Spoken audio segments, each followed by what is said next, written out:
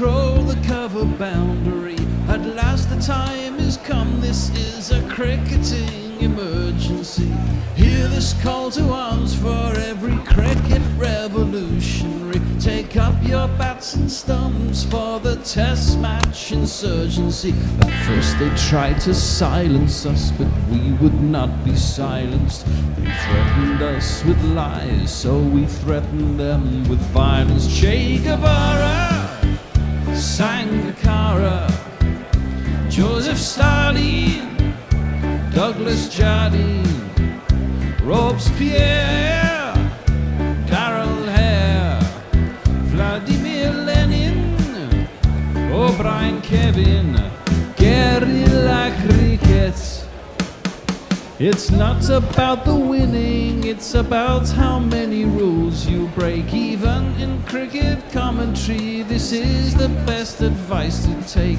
Pick guerrilla cricket, it's the finest choice you'll ever make. There's so much more to cricket than rev counters and a slice of cake. At first they tried to sanitize us and clean up our act, but people like it filthy, and we know that for a fact. Fidel Castro, Lenny Pasco, Carlos the Jackal, Umar Akmal, Mahatma Gandhi, Grant and Andy, Brendan Behan, Austin Ian, guerrilla cricket. Stick with us, cause you know we're not the kind of thing that you see on the TV and the radio. So vive la revolution. First they tried to buy us, but we would not be bought. Okay, we were, but then we ran away, and we will not be caught. We would not give up the ghost when they left us all for dead. They decapitated us, but we just grew another head. Chairman Mao, Jamie Howe, Ho Chi Minh, Asif Din, Václav Havel, Graham Saville, No Surrender, Percy Fender, Che Guevara, Sangakkara, Joseph Stalin, Douglas Jardine, Robespierre, Darrell Hare, Vladimir Lenin, O'Brien Kevin, guerrilla cricket. What'll I do, says Joe Root about BJ Watling, who is still there on 119, dropped on 31 by Ben Stokes, would you believe? Mitchell Santner, the other batsman, not out on 31. New Zealand, 394 for 6 and a lead of 41 in the first innings.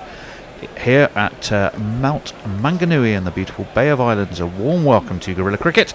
England need early wickets under the blue Mount Maunganui skies. If not, this game could run away.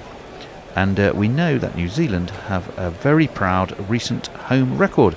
I'm Tony Bishop One, and I'm joined to my right, mastering the jingle machine in the way only he can, Not Fred. Good evening. Hello, Not Fred. And to my left, Wes. Hello, Wes. Good Welcome evening. back. Not Fred, let me start with you.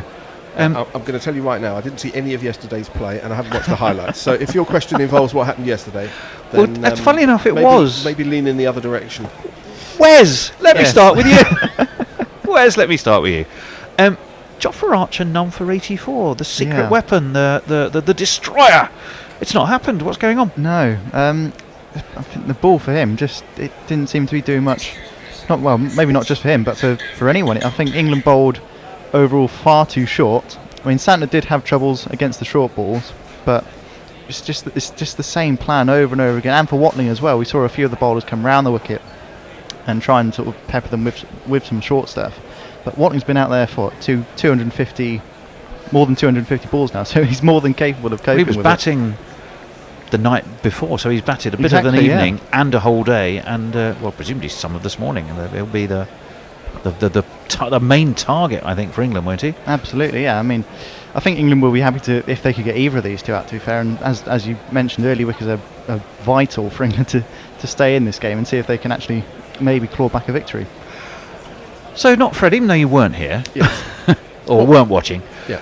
do you think England have just got a little bit of a sense of the world's against them? It's a kookaburra ball, it's a soft, slower track, and it's hard work. Have they just got a bit of a sense of I don't think so. I mean, attrition? every player, every team is allowed to have bad days, and playing Test matches away from home are, in their nature, more difficult than playing at home.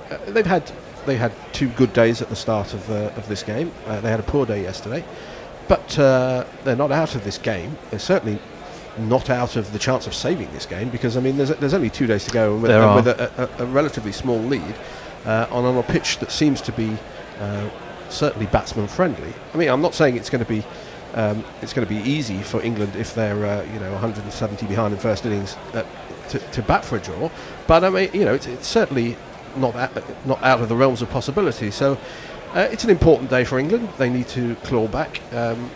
Let's look at it from New Zealand's perspective. After day 2, they probably thought they were behind the 8 ball, and they had a very good day, and they've clawed this back to being in a good position. So these are evenly matched teams, and I think we're in for a couple of good days Test cricket.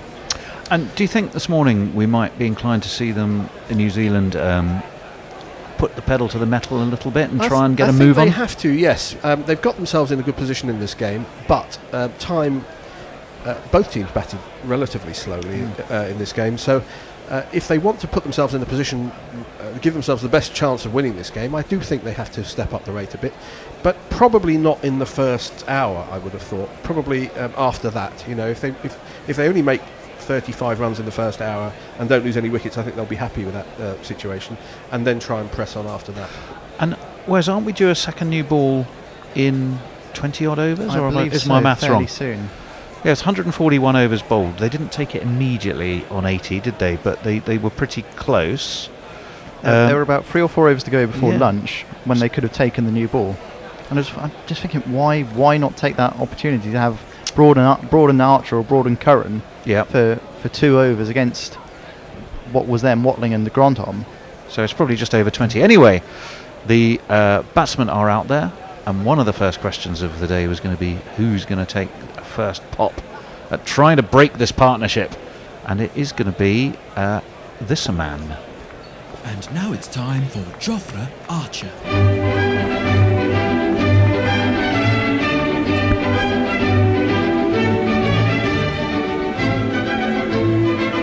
And he'll be bowling too. Yes, go on. Well, I pressed it and nothing's happening. You better not sweep, I'm telling you why. Sadness balls are drifting around. Sadness balls are drifting around. Well, he is. He's right arm over and he's in, and that again looked dead as a doornail. As the ball didn't lift, it was through at ankle height to Jos Buttler. We're seeing the Barmy Army standing proudly behind their flags as Charlie Chaplin on one side and fairly normally dressed people just about everywhere else. They're probably working their way through Jerusalem, aren't they? About now, I would think. Start of games. Well, that was scarcely a fearsome ball. Let's see if Archer's got something a bit more. He does. Bit short and wide and cut backward a point and cut all the way to the boundary by BJ Watling, and they're away. 2 + 2 is a man. Yeah, it was cut by this bloke, But she never lost. not the other bloke. Even when she was That's what I thought. BJ Watling. It is BJ Watling, so he will move on to 123. Archer just dropped that short. Was not in control of that shot. I don't think he was, actually. There's a man there at sort of gully, isn't there? Or very wide, sort of 4th or 5th slip. Is that Ben Stokes? And he wasn't there. Anyway, as Archer's in again, and Watling this time is able to shoulder arms and watch the ball through to Jos Buttler. It's not exactly been a sparkling inning speed-wise, has it? 301 balls, but boy does he... It doesn't have to be. It's a very, very important knock for his team. Stickability. Run rate is is often over exaggerated in Test matches, and he did a sterling job for his team, judging by the scoreboard that I read, not by the cricket that I watched, because I didn't. Well, I hope you were doing something more interesting as onto his back foot goes Watling, drops the ball back down by his feet. We'll find out in a moment who's joined us on various communication platforms, starting probably with Twitter, but don't forget you can find us on YouTube, you can find us on Facebook Live, on Crick Tracker, or indeed our own Facebook page, and of course you can get us on TuneIn via our website. In comes Jofra Archer nicely onto the back foot, goes Watling, just leans into that a little bit, pushes it away into the offside, no run. Leah's with us. Good evening, Tony. Good evening, Wes. Good evening, not Fred. How about a good cup of tetrodotoxin? Good cup of tetrodotoxin. Okay, you may have to help us out with that. Yeah. I'll go unless Not Fred's looking it up now. Is it something we'd want Not Fred to drink? Is it something I'd want to drink? Tetrodotoxin, or is it just tea? We need the bear in. Is it just he's tea? the expert on He knows about substances. Yeah. And this one is wide and left and through to Butler, and there is no run. 132 kilometres. So just that 4 coming off the first over. The first ball looked a bit Soft and soft in regulation, but after that he got into a decent rhythm, bowled a good line. Actually. He did. The second one he just dropped short and wide, and he did give BJ Watling that little bit of extra width. But as you said at the time, Fred, he didn't really get it under control, and it was perilously close to that gully. But Jofra Archer, who is going to feel a lot better about life if and when he gets his first wicket.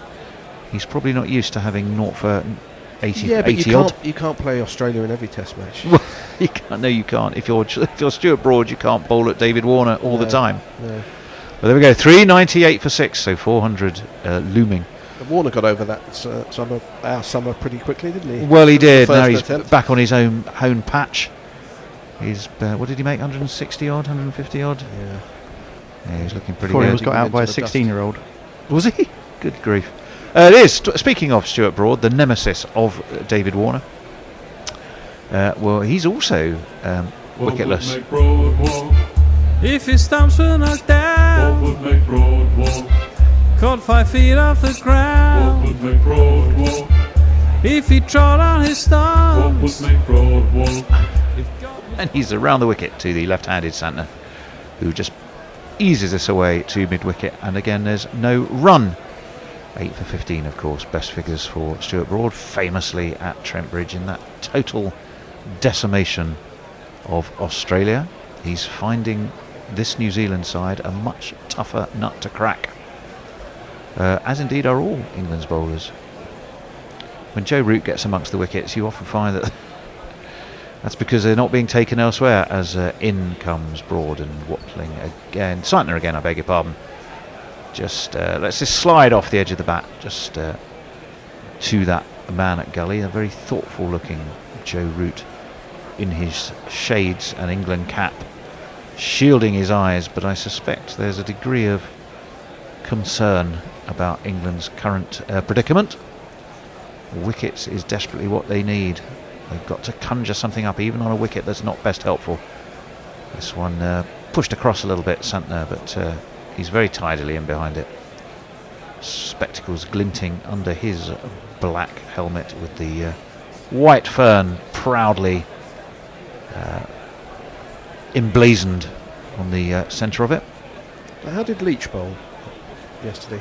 Do you know what? I didn't watch it. It's all coming out now. Wes, how did... well, I actually missed the entire... Having done 2 nights in a row, I'll tell you in a minute, as Broad's in and forward comes Santner, again pushed away to mid-wicket, no run. Having done 2 nights in a row, I thought, I know, I'll just put my feet up at home, because 10 o'clock starts, reasonable time, isn't it? Yeah.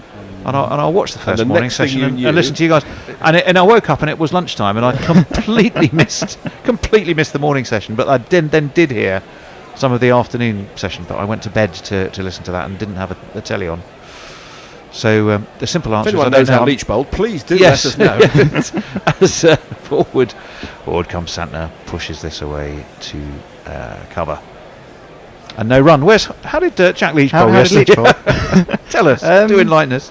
I mean, I think he bowled all right, given that the pitch is completely dead. He got no turn whatsoever. There were a few half trackers and a few full tosses. Because on the second day he was it who was it? He literally who got the ball to jag back, went between their legs, and then rattled the timber but didn't take the bail off. Broad in, and that one high elbow, and very correctly defended back to Broad by Mitchell Santner. So it's a maiden, but it's not what you would call a concerning maiden as far as New Zealand are concerned. Keep us up to date on the tweets. We've got one from Very Deep Third Man. Big first out for England. I think we can all agree on that. We are very much agreed on that. Steve Aldersley. Good evening, Gorillas. Liverpool win again. Van Gerwen has a 9-darter. What will tonight bring Sibley's maiden Test century? Ooh, there's a thought. Well, you got to get New Zealand out first, and he's then got to score fast enough to get to 100 by the close of play. So it all points to the fact that England have to try and have New Zealand back in the hutch within the first 2 hour and a half of this morning, and that's going to be tough going. Archer is in to Watling, who wattled his way quite magnificently to 100 yesterday, and he's still there. He wattled his way. Isn't that is it some kind of an old artisan thing that you used to do? We did. There is. We had a conversation about this on the first day, and I can't remember what it was. Raffia work or something? I don't think it's raffia work. Forward comes the aforementioned Watling, and pushes it into the offside. No run. Run rate going on just about 2.5, about 2.78 actually. So it's not been rapid progress. Certainly not for Watling, who's taken 306 balls to get to 123. Well, I've looked but it up. there's nothing wrong with that. And to wattle, yes, the verb is to make, enclose, or fill up with wattle. Well, thanks for that. Well, can you now? In comes Archer, and he doesn't make, enclose, fill, or anything. He just watches that through to Joss Butler, and there's no run. Yeah, it's construction of things using twigs, reeds, and branches, making walls and fences and roofs. Walls, fences. Oh, I was thinking more baskets and things like that. Yeah, well, it's because I said raffia work that got you slightly. It did. But it sent me off along the same lines, just on a different level. Indeed, I was thinking of Moses baskets and the like for some strange reason. Anyway, 123 off 306 is a fantastic effort. Archer is it? Archer. I nearly said Arthurshire. Arthurshire not in, although that might be quite entertaining. Arthur. No, Archer. Archer is in, and again, this has just eased away to mid-on by BJ Watling, who's chewing in great pensive concentration. A little of adjustment of the grill of his helmet, tapping the ground, and awaiting Archer again, who's rolling in. And this time, Watling onto the back foot, pushes this away to backward point. No run. If I recall, Santner didn't even get a bowl till very, very deep in the England first innings. And he didn't bowl that many overs either. They did. No. They held him back. Well, I don't think they held him back. They just didn't think he was going to do anything because England were batting quite comfortably, and you would have thought they would have at least thrown the ball to him and given him a go. But he didn't. Was it the whole of the first day he didn't bowl, or he bowled before? No, I think he got. I think he got one in just before lunch on the first day as Archer. And this one again goes through at ankle height to Joss Butler. And of course there is no run. It's a maiden, but it's fairly impotent maiden.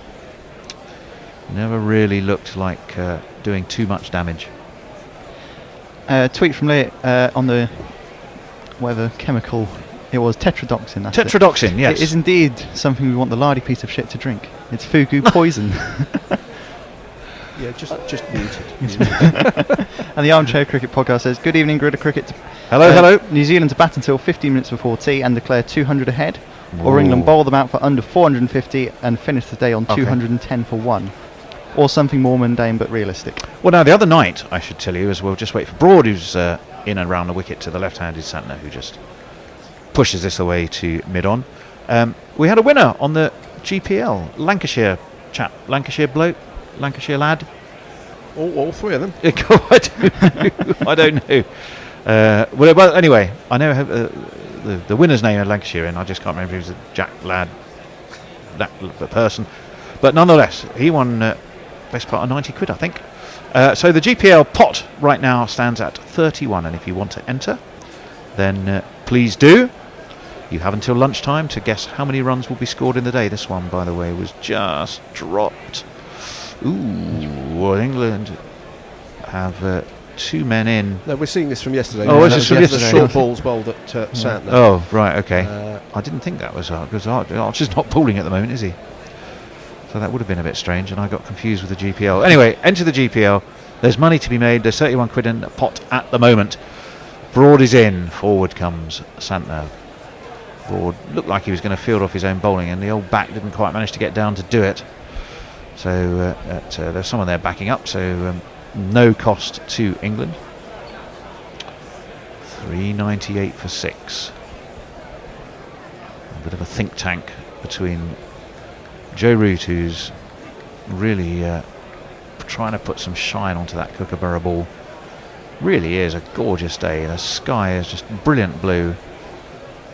In comes Broad, short, and Santner has all the time in the world to just duck out the way, and it's through to Joss Butler. We will, I think, be talking today to Tasneem, who is there at the ground. So if Skype works as it should do, we'll have a little. Knuckles going to have a little chat with her at lunchtime, while the rest of us take on some fuel to get us through the night. Broad is going to be in and bowling from that mountain end, and that one's met firmly by Santner, pushed away to mid-off, no run. So again, it's been just the one boundary. There's been no singles or anything yet. It's just that one boundary so far this morning, isn't it? As I suggested before the start, I think they're going to be pretty cautious because they can lose their good position in a hurry this morning, but even if they don't score any runs, it won't damage their position if they don't lose wickets. True enough, this one is worked off his legs by Santner. They did think about a single that time. It's pushed away to Jofra Archer, who's at mid-wicket. They do not run. And it's another maiden over goes by. But I suppose you've also got to think, Wes, that with that new ball's coming around fairly soon, don't they want to be making a bit of hay before it does, or are they just hoping that the the new ball might actually work in the batsman's favour and come onto the bat more? Maybe. I think these two will obviously give themselves a bit of time against the likes of Broad, Archer, maybe a little bit of Curran as well. That's Zach Crawley on screen there. Oh, on field for Rory Yeah. Burns, who split his webbing between his finger and his thumb while he did, didn't he? while dropping a catch at Gully. Pretty nasty. Sounds right. Well, I hope he's going to be fit to bat. That would be a serious blow to England were he not. Jofra Archer's going to be in. He's past umpire Dharmasena, and back to him on the bounce by Watling, who had everything tucked in tidily behind that and really hasn't looked troubled in the slightest this morning. As someone who has split their webbing, fortunately not between finger and thumb, but between my index finger and middle finger, Yeah. it is quite nasty. Well, it is. And especially with being a spin bowler, I couldn't really bowl because the ball has got to go between those two fingers. Yeah, in comes Archer, left by Watling, and no run. And of course, you can't have a substitute because it's not concussion, is it's it? not You can concussion. only have a substitute for concussion. Well, they should just bang him on the head. Yeah, well, that is the theory, isn't it? If you get a knock, Put him out there in the just field pretend and put him it's at a short head leg injury. and bowl long hops. Something's bound to hit him eventually, and then we can replace him. and he's not going to get his hands in the way of it. Very true. Watling 123, Archer in, and this is driven straight to cover, where the fielding is done by Dominic Sibley, isn't it? Denley. Joe Denley, I beg his pardon. You just saw the floppy. Y I did see at the end of his Y. name. I did. You guessed. I did. Well, it wasn't a bad guess. It was a wrong guess, I wrong suppose. So in that Yeah. case, it was a bad guess then. If you got two choices, right or wrong being bad, it was a bad guess. In comes Archer, full and slightly edgily away to point, and well, they were going to take a run. I think they may now take a run on the misfield. No, they didn't. And he decided to stay where they were. So it was all a bit yes, no, but in the end, they didn't. So again, it's. There've been periods of play during the whole three plus days. Burns' drop catch. Is that what did his fingers? Very nasty. Oh look, yeah, you can see the blood dripping down his fingers there. Oof. Poor lad, that's going to be painful. Watling, bat raised, and drops the bat on this. Approaching 138 kilometres, sorry, from Archer. Watling was quite nicely and tidily behind it. Again, not seeming unduly hurried for all the pace and pep and vim that Jofra Archer brings. It's not really doing it at the moment. Not quite the 90-95 mile an hour that he's learning the hard way that the wickets don't just come because he's Jofra Archer. And up onto his toes goes Watling, and then again there's no run. So it's another maiden over, but it's about all you can say for it. Not much off the bat, and nothing too threatening with the ball. Got Pirate Badshaw with us. Did you really have to look up wattle? What did they teach you in school? Wattle and Dowd in primary school stuff here in Ireland. What was that about? They teach wattling They teach in Ireland. wattle in Ireland, yeah. Do you? Imagine being a professor of wattling as a teacher. What do you teach? I'm a wattler. I'm a wattling teacher. Not geography, history, maths, art. No, wattling. Okay. Mark Zips with us as well. Even your perfect timing. My visit to Steamtown National Park just ended, and you're on the air. Fantastic. Well, we are delighted to be wherever you. you are. Very glad to have you with us. They'd be better off teaching BJs in Irish schools, I would have thought. But what? I think that's what you said. Yes, Thank you, Fred. that's what I meant to say. Good. As this is a way to cover no run. We were trying to remember famous BJs. Not yesterday because I wasn't here, but the day before. We managed to come up with BJ Honeycutt and BJ Thomas. Got any others that you could recall? No.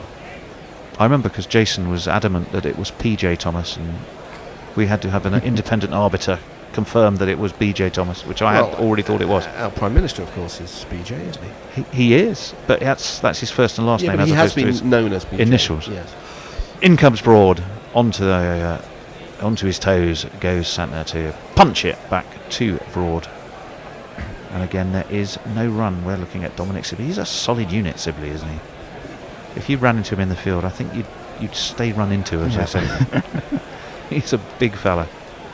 So what were they on overnight? Is it just the 4 runs? In 18 minutes this morning? Yeah, it is just the 4 runs. That's it. 80 minutes, 4 runs, all in one shot. England have the slip in place for Broad, and that one does for once. Just gets a little bit of a way shape and beats the outside edge of Santner. He doesn't lay anything onto it. Broad does that kind of arms folded with his elbow resting on one arm and his stroke of his chin. It just held up, really. It just sort of held its own, that ball, didn't it? It didn't really do an awful lot. Santner just seemed to play a little bit down the wrong line. So perhaps a little bit of hope for England. Joe Root is going through the ball. He's got his collar up on one side, Joe Root. Makes him look sort of curiously hunched back. In comes Broad, right arm around the wicket. Forward comes Santner. Back to Broad. Butler puts his hands above his head to applaud, but... Above his heads? Above his heads. Yeah, it's two heads. Yeah.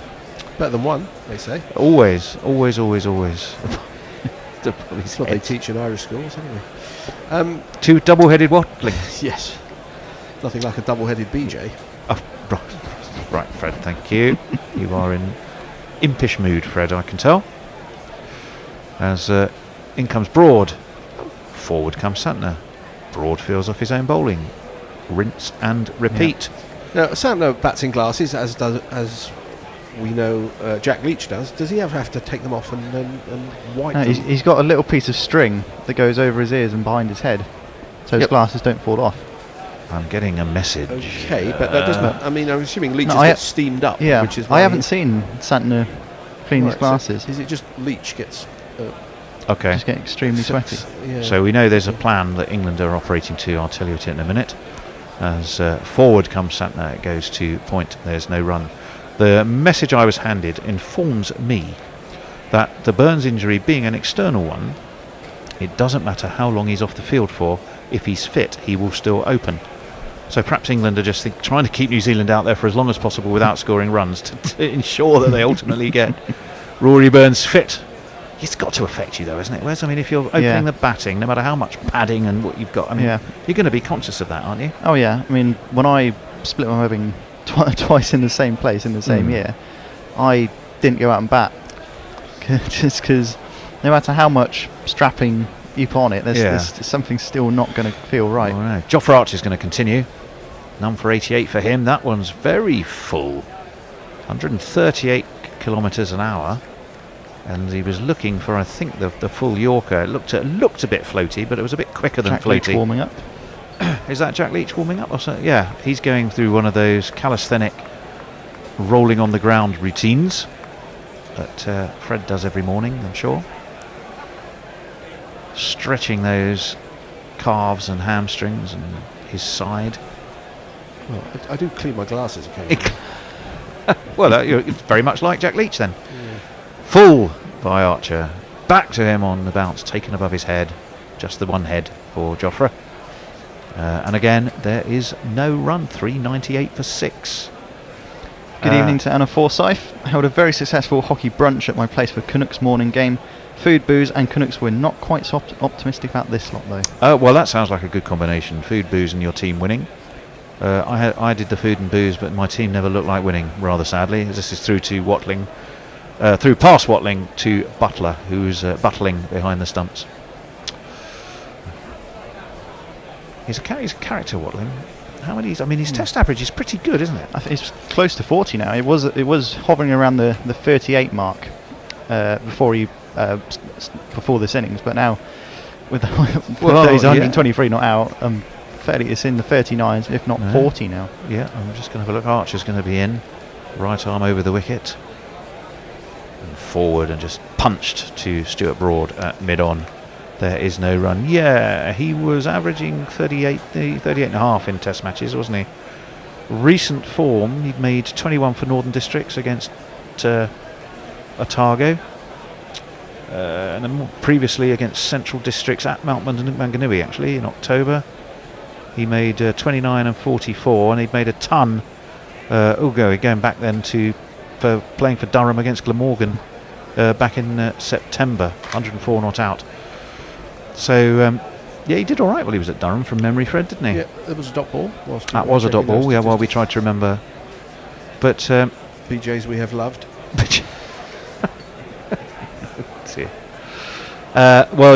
Yet another. So 4 runs. What are we? I wonder if someone would need to tell me if we have a guerrilla record for the least runs ever scored on a half-hour commentary session. I must be in the running if we get all the way through. That one was over. Hendo holds the record for most England wickets lost in a session. That was again no. They do rather, that specially. Yeah. Well, 4 runs is all we've seen scored this morning. That all came in one slightly uppish cut shot by the aforementioned Mr. Watling, who I think now, just to stop Fred getting overly excited, I'm going to have to keep calling him Bradley John. Bradley John. There is a baseball player who was called B.J. Upton. B.J. Upton? Yes, but a few years ago he wanted his name changed. In comes Broad. Around the wicket to Santner. Santner holds the high-elbowed defensive pose. You could tell he liked just how solidly he was behind that. His actual given name was Melvin, but he was known as BJ because he was known as Bossman Jr. Bossman. And what was his surname? Upton. B.J. Upton. Yeah, there were 2 brothers Upton. And he was a Justin baseball player. Yeah. So now we've got Justin 3. and BJ. But then he was known as BJ for like the first 10 years of his career, and then he said, "No, actually, my name's Melvin." So, well, we've got 3 famous BJs now. Yeah. 4 if you count Bradley John. And England have reached the stage where they'll try anything, so they've got the ring out to test the ball. If I remember correctly, his form absolutely dropped when he changed his name to Melvin. In comes Broad. Santner's behind it. It's bush to cover. There's no run. Did it? Yeah, I think. Do you think these stacks are connected, Fred? Yeah, well, possibly. So when he was called BJ, he was smacking home runs left, right, and centre. Yeah, he was a reasonably good player. And when he reverted to Melvin, he just dropped off a cliff. His form just dried up. Yeah. Well, there's a lesson in that, probably. Better off a BJ than not a BJ. 398 for 6. Yes. Bash the bishop, they call Oh, him. please. In comes Broad. Edged! Chopped short. And edge short of Stokes, who is at slip. Once again, Broad stands there doing a double teapot. And gives the eye to Santner. And that's probably the first full shot of the morning as we edge towards 28 minutes of play. Yeah, Australia, I watched a bit of their the start of their innings, and I think this debutant, one of the bowlers got who's the opener, not Warner, the other chap, Burns. Hold Burns, that thought, right, yes. as in comes Joe Burns, that is, and in comes Broad, drops this short. Santner is able to duck underneath it, and again, of course, there is no run. I think before Australia were off the mark, actually, he bowled a ball which was cut, which was under-edged by the batsman, and it bounced about 2 yards short of the wicketkeeper who took it. Which is a little bit unlucky, but it was a bit of a strange shot. But then the bowler stood there looking at his keeper, like saying, "Why are you so far back?" And I don't think it set the tone particularly for. In comes for Broad break. again around the wicket. There's that very high elbowed defence again by Santner, and again there's no run. Yet I saw Joe Burns get out, and he got bowled round his legs, didn't he, by Did he? Shah? Oh, yes, Yeah, Shah, in 97, Yeah. which is a huge frustration for him. We had him at Middlesex for a while, didn't he? Didn't really massively impress. Did he? Yeah, we did. It was that memorable for you, Fred? I mean, they get people in for a game here. And No, it was a couple bit of more than that. one-dayers It's probably there. half a season. We had him in for about Right. half a season, I think. And he made a few 30s, a couple of 30s and 40s, but nothing big. Oh, edged high and up and over where third slip would have been, and it's going to go all the way to the boundary. New Zealand have doubled their morning tally. We now have 8 this morning, and it was one of these. 1, 2, 3, 4. Yes, and the only runs have come off the edge this morning. Although that was I think it was a flash hard. Yeah, I think the cut was a bit harsh to call it an edge. It was uppish, but I don't think it was too edgy. I think he meant it. That one, he was definitely looking, I think, to drive, and you're right, it was edge. But if you are, as you rightly say, going to flash hard. Wes, who's with us? Green room alert.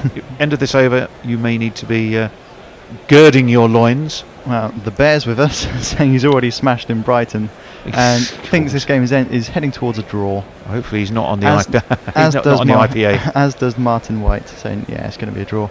Well, I'm not sure yet. In comes Archer from the city end, and Watling this time is the man to face and demonstrate a very classical high-elbowed defence. The Armchair Cricket Podcast is saying the only interesting thing going on for the last 20 minutes is our puns. Oh, We do our best. I think that's been mainly Fred, hasn't it, Mr. Fundamental? And Archer turns at the top of his mark. He's in past Armacina, quite full and driven by Watling, but driven straight to Joe Denley, who is there at cover in his floppy hat. Not Sibley, No, it's the other bloke with the Y. the snicker of Sibley, as we christened him. Yes. Or he was christened, not by us actually, by one of He our didn't hit a single remarkable run tweeters. on the offside. 402 for 6. Eight runs we've had in the morning session. Knuckles coming in, so there's probably be an absolute barrage of boundaries now. And forward comes Watling, just pushed to mid-on. No run again. We have 3 balls left of this over. Archer, none for 88. He really will be looking to try and get 1, 2, 3 maybe of those remaining 4 wickets, because this won't look so good on his CV. The cloak of invincibility that he's been wearing has got a bit frayed. You can't have a good performance every time now. Well, no, you There's no can't. sportsman who ever lived that, No, you that can't. did that. In comes Archer. There's Watling again, just a little half step forward, meet the pitch of the ball and push it away to the offside. 402 for 6. This partnership now 86 off 237 balls, and it must seem to England like they've been there forever. I've got James saying watching 7 maidens in a row is in danger of putting me to sleep early. I'm sorry, Put we'll me try to and make sleep them already. interesting. It's not just Tony's commentary. Yeah. Hopefully not. Archer in, slip goes down, and looking for the cut was Watling, and he leant back and kind of wafted at it a wee bit, but didn't lay anything on it. It's through to Butler, and again there's no run. The reinforcements are looming. I can see Knackle, I can see Steve Jones, all 6'8" of magnificence. And I'm not quite sure who's behind him, but we wouldn't see them. But I'm guessing it's John, because that's pretty much our full house for this evening. So it is going to be a 3-person change to try and bring you a flurry of excitement. Archer left alone, quite well judged leave actually, above his off stump by Watling, but it was good. We will change over, and I will see you later. Fidel Castro, Lenny Casco, Carlos the Jackal, Umar Akmal, Mahatma Gandhi, Grant and Andy, Brendan Behan, Austin Ian, Guerrilla Cricket. If anyone wants to go for 50 on the GPL, the number of runs that will be scored in today's play, then if you ever wanted to do such a thing today, may be your day. 8 runs in the first half an hour, thanks to very disciplined bowling from Jofra Archer and Stuart Broad. New Zealand 402 for 6, leading by 49. So a qualified success for England, not letting New Zealand get too far ahead of them, despite the fact that the pitch isn't doing a great deal. You're listening to Guerrilla Cricket's coverage of England's tour of New Zealand. You join us, as I say, half an hour into the morning session of day 4, the first test at Mount Maunganui. I'm Knuckle Mpande, taking you through the next half an hour on Ball by Ball. Steve Jones is to my right, playing your jingles. Good morning. And John Batham is to my left, reading your social media messages. Stuart Broad continues from the mount end round the wicket to the left-handed Mitchell Santner, who's in behind this one solidly, defends down the track, and there is no run. John, what do we have on the social medias? Do you want to get that mic just a little bit closer to your mouth so we can hear you? Armchair Cricket podcast has said the second scoring shot has arrived just in time. I was about to give up and go to bed. And people criticise Test cricket in England for being too fast. Slip and a gully, 3 men up in the offside as Broad is in very wide of the crease, and a little bit of in movement to Mitchell Santner comes off the inside part of the bat as he tries to drive through the vacant extra cover region. It dribbles back to Stuart Broad. There is no run. Brody's getting a little bit of action, isn't it? Yeah, a little bit of movement into the left-hander. Usually takes the ball away from the left-hander from round the wicket, but that little cutter of his is He delivered a paying beauty the dividends. last time, didn't he? Yes, the one that cut cut the batter in half. The rest of the field is mid-wicket, and a long leg. That's a poor delivery down the leg side. Mitchell Santner does a performative duck to a ball that was not at all troubling him, taken down the leg side by Josh Butler, and there is no run. In fact, there's 2 men back on the hook. There's one back at long leg and a man back at deep square leg, so it's a split field, 5-4. We've seen just the slip and a gully. We saw Mitchell Santner flash one through the vacant gully region, probably over where a third or fourth slip would have been. Well, look at that bouncer again. Height, wasn't it? Yeah, no, it wasn't. I don't think the height was an issue, but there was slightly up periscope from Santner. Shorter delivery, which Santner tries to work into the leg side, gets a bottom edge onto thigh pad, and it rolls away into the offside deep point. Backward point comes into field, and there is no run. I see we have a few comments on YouTube there, John. Yeah, Mighty Gamer has been commenting in. He's mainly asking what our thoughts are on the result of the match. It's too early to call, I think, at this point. I mean, it's not the pitch hasn't really shown many signs of breaking up, so the draw is You'd have to say draw's a very favourite, much wouldn't on. But I don't think overwhelming favourite. A run that isn't a boundary, more to the point. Back of a length and drifting down the legs of Mitchell Santner, who nudges this nicely behind square. They come through for a single. BJ Watling on to strike. I think one of the problems with that is, as I think some of the guys were saying earlier on, that because there's not been a test match at Mount Maunganui, we don't know what the pitch is going to do. So you don't know whether it's going to suddenly turn or whatever. It doesn't look like it is at the moment. No, I mean, it does look pretty dry. There is the possibility that it could break up. We spoke to Ian O'Brien on this show, the former New Zealand Test bowler. Tony and I spoke to him, and he was saying that Mount Maunganui is generally quicker than this. So I think this is quite an atypical pitch from what you see in first-class cricket in New Zealand. Broad to the right-handed BJ Watling has a slip, a gully, a backward point. A man set back a little bit deeper than usual at cover, shortish extra cover, a mid-off, and then I think a mid-on, a mid-wicket, and a man back at deep backward square come long leg. Broad is in. A delivery that again wobbles into the right-hander BJ Watling defends solidly into the offside. There is no run. He's on 123. Another very fine innings from New Zealand's redoubtable keeper batter. Sir Mitchell Santner on 36. New Zealand 403 for 6. So, no, I think the draw looks much more like the outcome at this point in time. Of course, England are quite well known for batting collapses. We might deliver one of those again, but I think all things being equal, this game is sort of heading that way, isn't it? So far, but funny things can happen in Test cricket, and often do. Yeah. So what do you think New Zealand's target is going to be? I suspect just bat and see where they end up. They have a little bit of batting to come. Tim Southey can flash the bat around Neil Wagner's obdurate. Trent Bolt is entertaining, but probably won't be there for very long.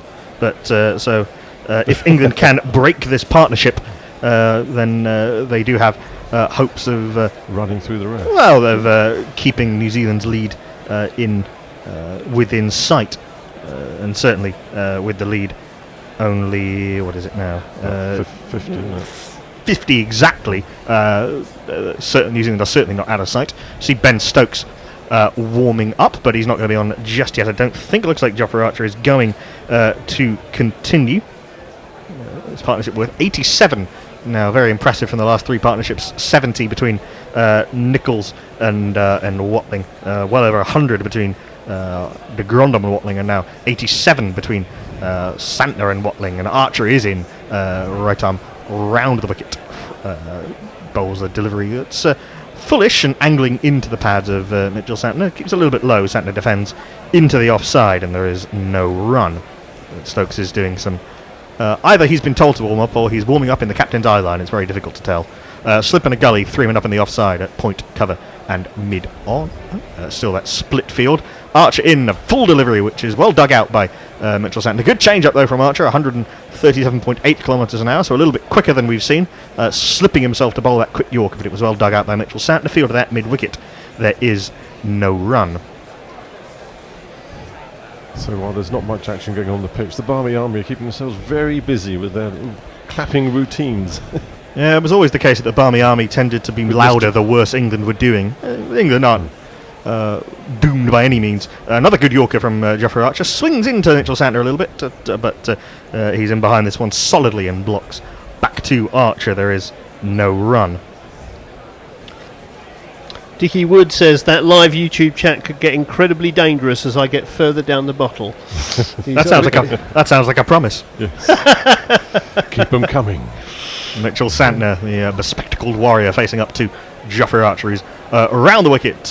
Good full delivery, which forces Santner into a rather squared-up defensive stroke, touching 140 kilometres an hour. Jofra Archer, that's such smooth movement through the gears that Jofra Archer has. Imperceptible when he's going to bowl that a little bit quicker. 3 full deliveries in a row. Is he setting up Mitchell Santner for the short ball? We saw a couple of short balls from him yesterday to Mitchell Santner, one that popped up and just evaded the square of 2 short legs that they had in towards the end yesterday. Santner's brow furrows in concentration. There is the bouncer, but well seen by Santner. He ducks under it, taken by Josh Butler in front of his face. There is no run, but this has been a good testing over from Jofra Archer, pretty much on the money, whatever he's tried to do. I wonder if the next ball maybe full and pitched up, tempting Mitchell Santner to have a little drive at it. Not dissimilar to how there was one of the most telegraphed dismissals you've ever seen of Neil Wagner getting Stuart Broad out on day 2. 5 bounces in a row, then full outside off stump. Broad poked at it and inside edge onto the stumps. It is thrown up again by Jofra Archer. Definite swing into the right hand. I wonder if it's reversing. Santner almost didn't see it till late, but blocks it out back to the bowler. Yet another maiden from Jofra Archer.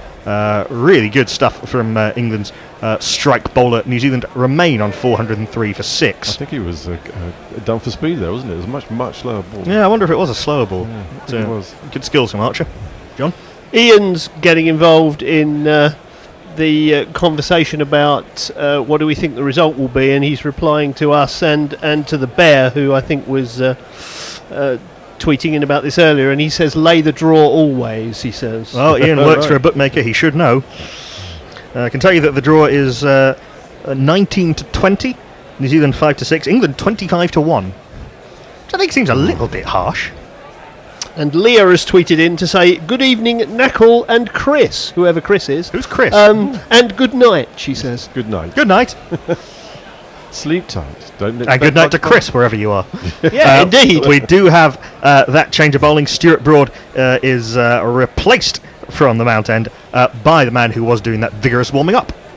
I got up in Stokes, and he called me a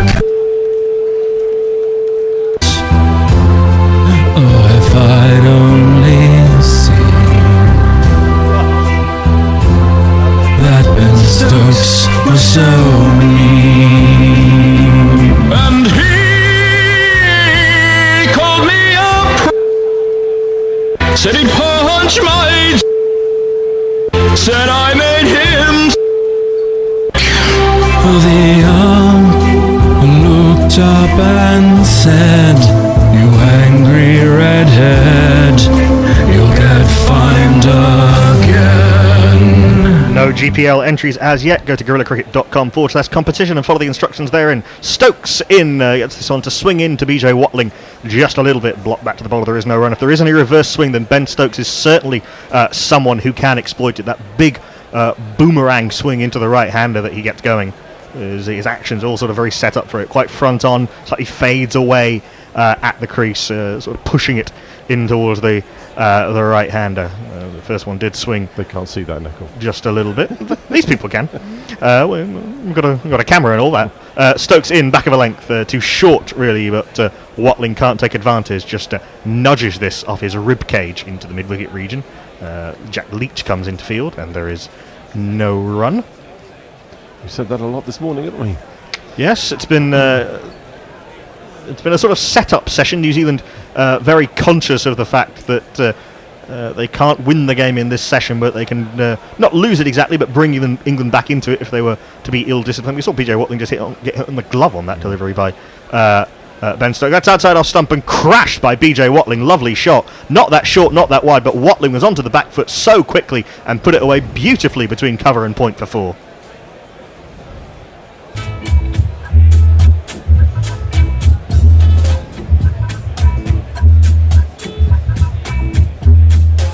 Yeah, beautiful shot by New Zealand's wicket-keeper batter, one of the very best in the world. In fact, you look at his record in terms of runs as a keeper batter, I think it's only Andy Flower and Adam Gilchrist who are ahead of him in terms of averages, which is good company to be in. His batting, he's number 10, he's in the top 10 in the world rankings at the moment. BJ Watling, yes he is. This is his second consecutive 100 in Test cricket. Fuller delivery from BJ Watling, from Ben Stokes rather, to BJ Watling, much straighter, nudged by Watling into the leg side. Leach fields again at mid-wicket. There is no run. That was the first boundary off the middle of the bat today. A good spot. Roger McCann getting involved in the result of the match simply says tie. I'm not even sure there's a market for that. As Stokes is in up to the crease, bowls a full delivery which swings in a little bit to Watling, and he plays slightly off the inside part of the bat again to mid-wicket where Jack Leach fields, and there is no run. If Stokes can just get one to hold its line when he bowls that little bit fuller, because the ball is definitely swinging, and he might be in business, and the slips might be in business. We see a little tall figure of Tim Southey padded up, getting an energy Prowling restorative around. banana. Stokes, buttons done up, collar up, in past the umpire. Good bouncer, which BJ Watling ducks nicely, taken comfortably by Joss Butler around throat height. There is no run. End of the 153rd over. New Zealand 407 for 6, lead by 54. We're definitely going to have to solve the mystery of who Chris is, by the way. Because Ravi Nair says, hi Knackle, hi Leah, hi Chris, lovely to hear you. Very good. You do look a little bit like someone we had on called Chris. Ah, so maybe it's me then. Maybe it's me. Maybe I'm Chris. I'm Chris, and so is my wife. Yeah, indeed. Yeah, very good. What have we got on the not on the YouTube as well, but also on the Facebook? You remember you can watch us on Crick Tracker, facebook.com/Crick Tracker, or facebook.com/Guerrilla Cricket. Here. And you can see my hand motions and Bowling shadow actions. batting and bowling actions. Robin Simmons says, watching the game live on TV. I am from Barbados. So Nice place to be from. yes, indeed. I'm not quite sure what time it would be in Barbados right now, but Late probably afternoon. Yes, Yeah. good afternoon to you. Double change from the City end. Archer out of the attack after a pretty testing opening spell. Not his quickest, but certainly very disciplined. And the man who's taken 2 wickets of the 6 to fall is into the attack. Is he a batter or bowler? Sam Curran. What's his distinguishing feature? Sam Curran. His dad's from Zimbabwe. Sam Curran. And he's beloved by Liz Yates. Sam Curran. Can Sam Curran renew his pact with the devil and break this obdurate and very impressive partnership? 640 minutes New Zealand have been batting so far in this innings. Sam Curran just doing a little bit of running repairs to himself. He's in. Oh no, he's not in. He's giving a bit of tape or something to umpire Kumar Dharmasena. Sam Curran 2 for 74 in his 23 overs, including what seemed at the time the crucial wicket of Kane Williamson, and probably still was, with a ball that reared up off a length to surprise the Kiwi captain. He's in. Left arm over the wicket to the left-handed Mitchell Santner. Short and slow delivery, but very straight. Mitchell Santner blocks back to the back to mid-off. There is no run. I once remember reading a quote from Alec Bedser, who once took 8 wickets in an innings, 5 of which were long hops. Someone asked him about it, and he said, "Aye, but they were straight long hops." Very good. The best type of long hop. That ball kept very low, didn't it? Look at that Yeah, a little bounce. bit. A little bit. That's almost the same position. I think that's actually shorter than the ball that he bowled to get Williamson out. Yeah. Curran in, back of a length and straying onto the hip of Mitchell Santner, who has an easy work off that hip with 2 men back on the hook. Not really sure quite why you'd have 2 men back on the hook for Sam Curran, who I don't think is going to be bouncing anyone anytime soon. Mitchell Santner moves to 37 with that single, bringing BJ Watling on to strike. Hoping for a Russ Taylor type dismissal, aren't they? Hoik into the deep field. Yeah, I can't really see Mitchell Santner doing that. It was a very odd shot that Ross Taylor played. Even Ben Stokes was laughing about that when Taylor swiped horribly at that delivery. Can Curran get the ball to swing? There's a slip in place. There is a little bit of swing just across the right-handed BJ Watling. He does have that change-up delivery, Sam Curran. Normally he's swinging the ball back into the right-hander, but that one went the other way. Watling has a big drive at it, but it evades the outside edge. Only just through to Just Butler it goes. There is no run, but a good delivery from Sam Curran. First shot of real attacking intent, isn't it?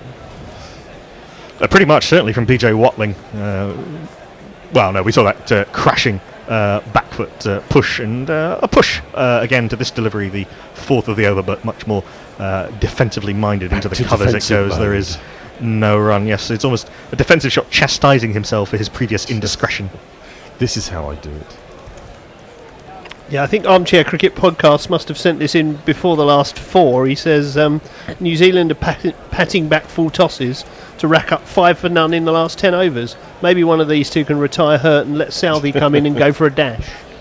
People can't be pleased. Full delivery, which does swing in a little bit to BJ Watling, and a minor misfield from Jofra Archer, who sort of simultaneously gave away 1 and saved 3. It was pushed pretty hard by BJ Watling, and Archer sort of fell down to his left and got part of himself on it. We'll leave it up to your imagination which part they come through for. A single. BJ Watling moves to 128. Steve Aldersley says, so then, John, you realise you'll have to change your name to Chris, or perhaps BJ. Well, last ball of the over, Sam Curran into Mitchell Santner, back of a length, and Santner, I think, thought about pulling that through the leg side, but checks his shot and punches it back to Sam Curran. There is no run. 2 runs off the over. New Zealand 409 for 6, lead by just 56 runs. I think New Zealand are trying to put in work that they hope will pay off later. Tire England's bowlers down and try and build that lead. Seeing some replays that have been picked out by Sky New Zealand's analyst Mike Hesson, the former Black Caps coach, there are some footmarks out there for Jack Leach, particularly to the left-handed Mitchell Santner. We saw one ball turn big, but since Jack Leach had Jeet Raval, the New Zealand opener, in a great deal of trouble on day 2, but has been restricted to a holding role ever since. I wonder how long Presumably he'll be seen before lunch, but obviously Stokes and Curran have only just come on. So it'll be those two operating for a little while, one would think. It is going to be Ben Stokes continuing bowling his second over of the day. He's in, right arm over the wicket, left alone by BJ Watling. Outside off stump through to the keeper. There is no run. I'm not quite sure how many overs it is to the third new ball either. So maybe we'll have another blast of Archer and Broad before we see Leach as well. Yeah, I'm not quite sure when England. I'm going to have to look back through the ball by ball. I know they took it late, so to see when England did take that second new ball. As Stokes is in, slipping a gully in place, back of a length, and BJ Watling stands up tall and just drops this into the onside. No thought of a single as it dribbles to Stuart Broad at mid-on. There is no run. England, I think, doing well not to get distracted, not trying to force the issue on a pitch where that is difficult to do. I think you've got to be disciplined. England change the bowlers around a little bit, make sure that New Zealand can't settle too much, but everyone's got to stick to the plan. As Stokes is in, bowling from mid-crease. That's a poor delivery down the leg side. Rising, a little bit of bounce, but far down the leg side for BJ Watling to do anything with. Butler skips across to take above his head. There is no run. Which, as I was saying about England bowlers needing to be disciplined. Stokes will occasionally fling them down the leg side with that front-on action of his, but don't want to be giving BJ Watling easy runs into the leg side. Look of anguish on Stokes' face Yes. after that ball. Not easily distinguishable from his usual face. He's in, fourth ball of the over. A little wider on the crease, perhaps a full delivery which swings into BJ Watling. Nicely driven, and they do come through for the single on the misfield because the man at cover dived to his right to try and haul that in, but couldn't quite get the full hand on it, and they take the single of the one that Joe Denley parried to mid-off. BJ Watling on to 129. You see then 410 for 6. This innings of the New Zealanders rather puts England's first innings efforts into perspective. Well, it wasn't as though England weren't solid at certain points in the innings. Certainly through day one, I thought they were very disciplined. Occasionally a little bit too, not disciplined, but occasionally strokeless. Went through pretty much all of England's top four went through periods of long periods of not scoring. But certainly on day two, I think they attacked too much. Change of field to Mitchell Santner. A short leg has gone in, so we've got a slipper gully, a short leg, a point, and sort of wideish extra cover, straightish extra cover. That's a good bouncer from Ben Stokes, which Santner, slightly up periscopy fashion, flails at and then ducks through to the keeper. There is no run, so they've taken the mid-off out and put the short leg in. Reasoning, I think quite rightly, that Mitchell Santner is not going to be driving any bouncers on the up. He didn't look that comfortable against them last night. No, he didn't. He's quite a tall man, Mitchell Santner, and he has quite a high backlift. It's not always that easy for him to get out of the way. There's two men back on the hook as well. A regulation square leg come squarish mid-wicket and a mid-on. That's short again, flapped at by Santner, but it was too far down the leg side, and so he's able to get the single down to Sam Curran at long leg. Mitchell Santner will keep the strike. He's on 38. BJ Watling is on 129. New Zealand 411 for 6. John? Martin Lawrence is replying to Andy Chav and says both actually got the telly on while listening to your friends. So clearly listening to us while watching the pictures. And Roger McCann says it's no surprise that Watling's cricket is that one word that Kiwis actually pronounce correctly: busy. Buzzy? Buzzy. Yeah, all the more remarkable because BJ Watling is from Durban in South Africa, at least originally. But yeah, a really fine player, both behind the sticks and in front of them. We have had a few GPL entries. Lancashire bloke, fresh off his win of £98 the other day, is in with 3 entries. I'll explain how you can join him after this delivery from Sam Curran, which is a very loopy bouncer. Apparently this is the plan now. Oh. So loopy, in fact, that it looped well over Mitchell Santner's head. Has been given a wide by umpire Kumar Dharmasena, presumably in consultation with square leg umpire Bruce Oxenford. Yes, passed well over his head.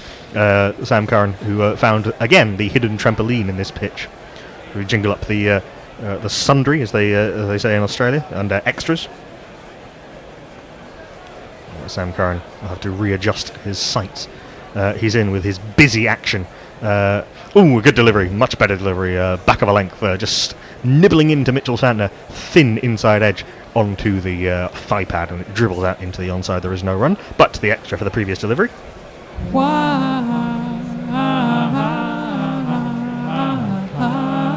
Yeah, so the GPL is our game where you guess the number of runs that will be scored in today's play. You have until lunchtime to do so that's midnight UK time. You go to gorillacricket.com/competition, log in or register, and follow the on-screen instructions.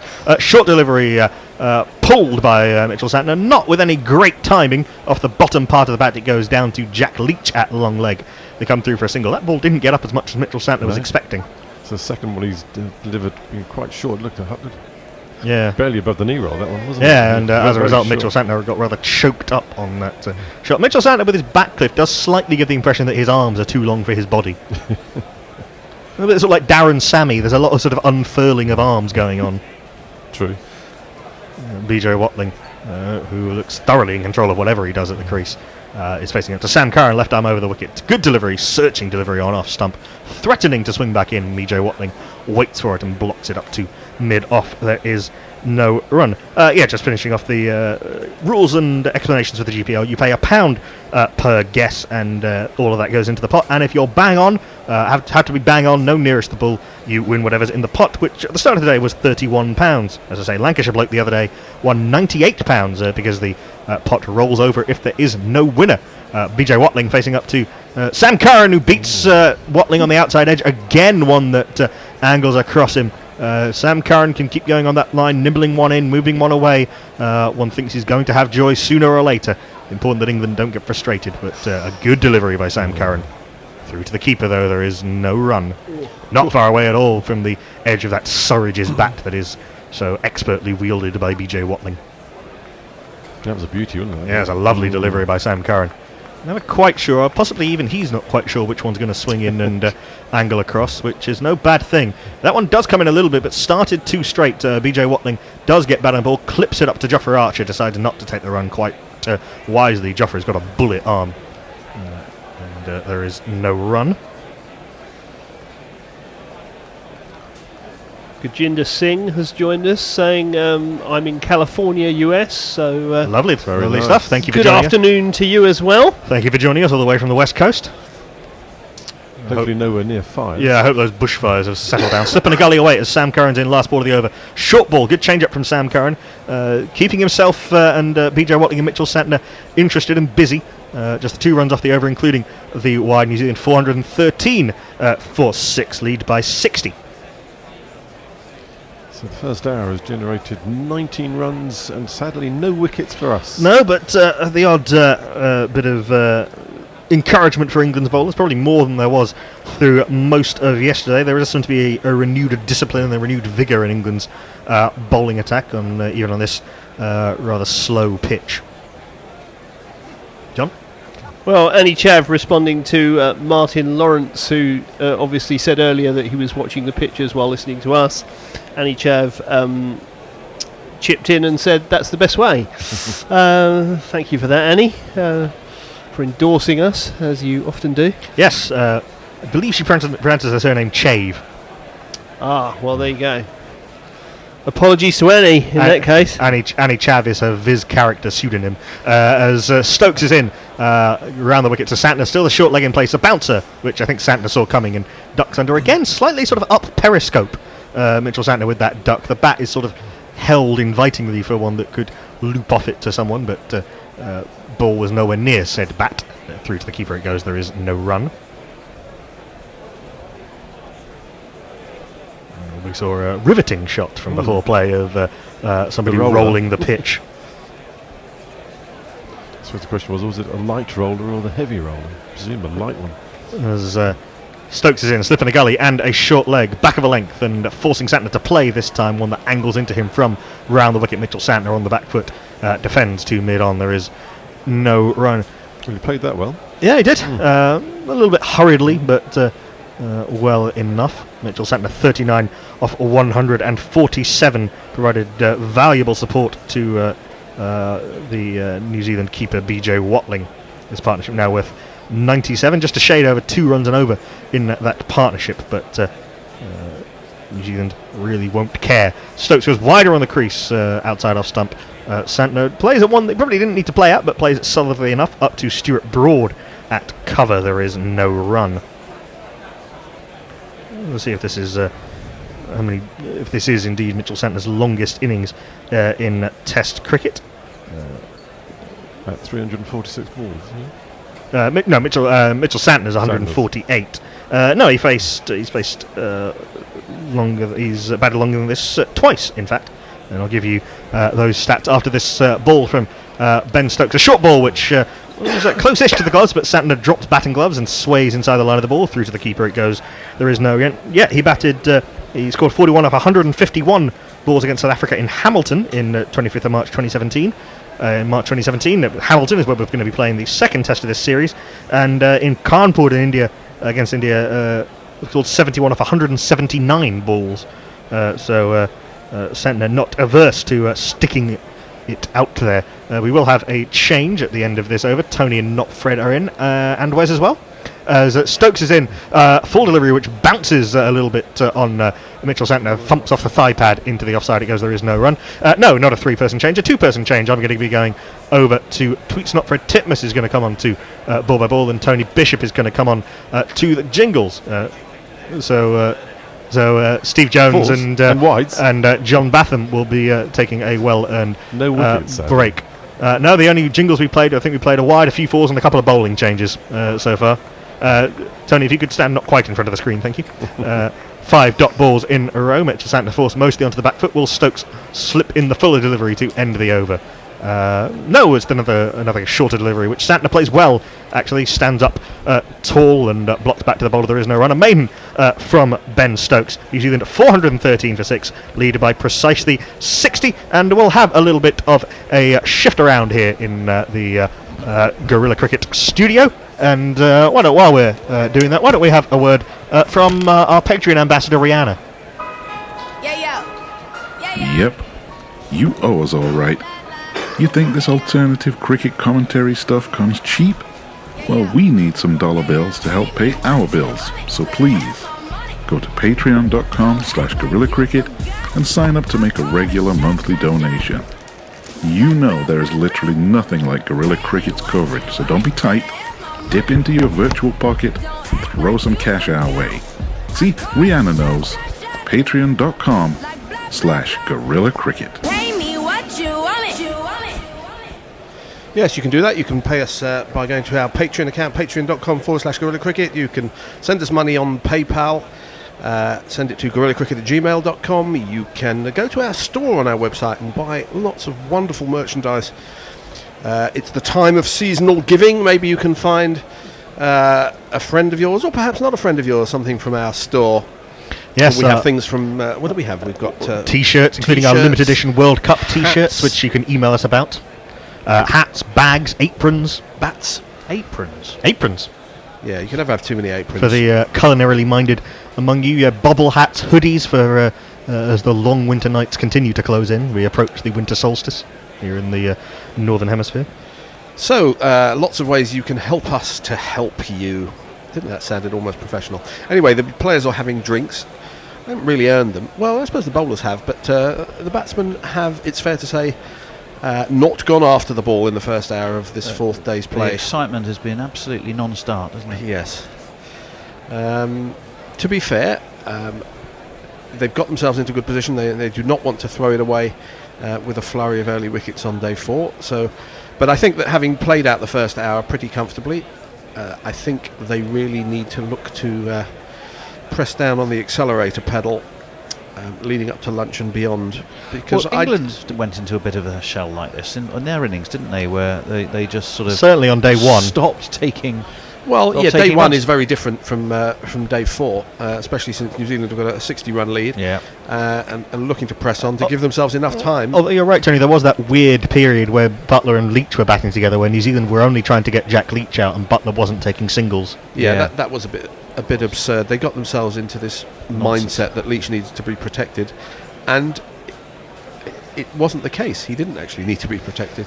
No, I think he's shown through his career that he's perfectly capable of staying there and scoring a few runs. And it was not as though he was the last man. So, had he gone, there was still an opportunity to do that with Broad, the next person in, although they probably didn't think that Broad was likely to last too long. But the funny thing is, with those situations, often if Butler got out as he did, you could then see Leach trying to protect the strike from Broad, who has a test size score of 169. Well, yes, but all of a sudden you're saying, well, we don't want this bloke Leach to face, and now we're saying we want this bloke to Leach to face every single ball. So.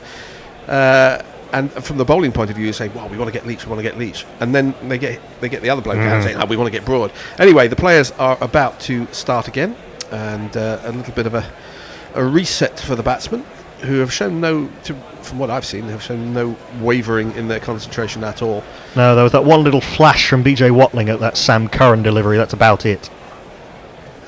So they've done the hard work. And there's still a little bit for them to do if they are going to press on and put themselves in a position of winning this test match. 413 for 6, 157 overs have been bowled. Do we know when the second new ball was taken? No, I was trying to find out when England had taken the... It's usually at the notes at the bottom somewhere in the Crick Info page. Well, I guess this would be the third new ball. Yes, but it has to be 80 overs since the last one was taken. Yeah, taken. England did delay taking that new ball just a little bit. I'll see if I can find it. Right, so we could be, if they were sort of 8 overs delayed, it would be a minimum of 11 until the next new ball could be taken. Yeah, it looks like they're thinking old ball if the man walking up to the umpire is indeed about to bowl. Yes, he is. Well, they're still very much, it has to be the old ball, because there's only 150 overs, so 157 overs gone. Leach is going to wipe his glasses and then come into bowl. And was he bowling from that end? No, he wasn't. I think Curran was. No, Curran and Stokes were operating. The first sign of spin today, Tony. Yes, that's you, Tony. I was. That's a clue. That was a cue for me, wasn't it? To cue up. Where is he? There. Who's this man? Coming up, here's a face that I know. It's Jack Leach. Now coming up is Jack Leach. Oh, Jack Leach. Well, the close-up of the wicket from presumably before the start of play, it looks a bit jigsaw-y in terms of cracks, but the cracks don't seem to have made any major depressions. There are some footmarks from one end outside the left-handers off stump, but they're quite hard to find. There's not that many of them. Well, this is an incredibly long drinks break. They've been about 7 minutes or 8 minutes without any play. Finally, we are going to get some play. Of course, it's not in England's interest to get through the overs nice and quickly, but nonetheless. And now Leach, having been told he was going to bowl about 2 minutes ago, still hasn't bowled a ball because he's just warming up, and Root is wandering around the field, moving fielders around. Anyway, Jack Leach, playing his 10th test match, will be coming into bowl, left arm round the wicket to the right-hander. It just pitches and carries straight on towards Watling. He goes on the back foot and guides it to cover. No run.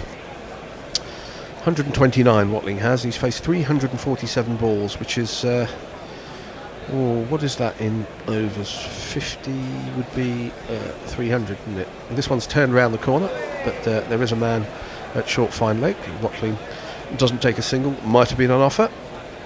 300 balls is 60 overs, so 348.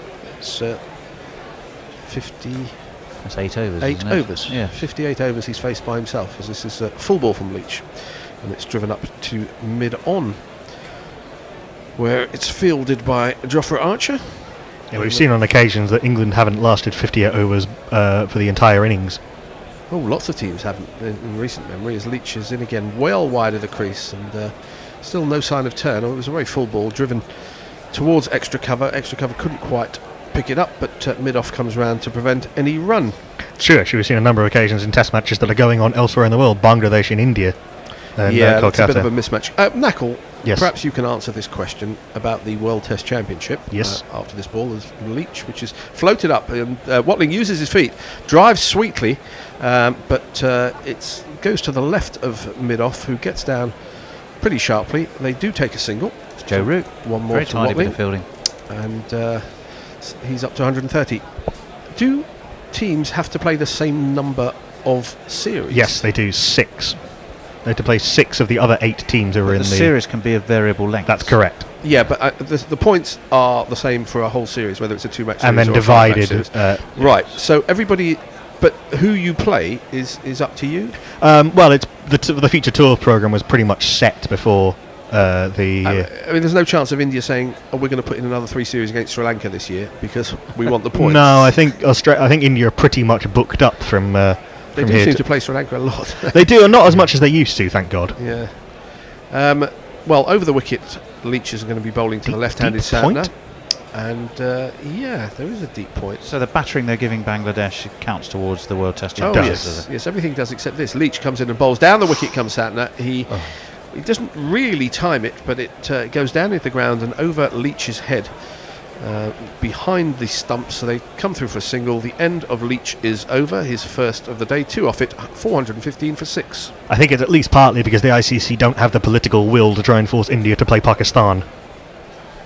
So they're trying even. But the number of series that every team in the championship is 6. playing is the same. Yes, it is. 6 over a 2-year period. Yes. But who they play is pretty much up to them, or it was pre-arranged. Yeah, pretty much. But if only 6 of them are counting towards the World Test Championship, some that other teams will play won't count, like this one. It's the ICC attempting to put some kind of centralised control over a rather mishmash schedule. I know that New Zealand are going to Australia after England have left. Yes.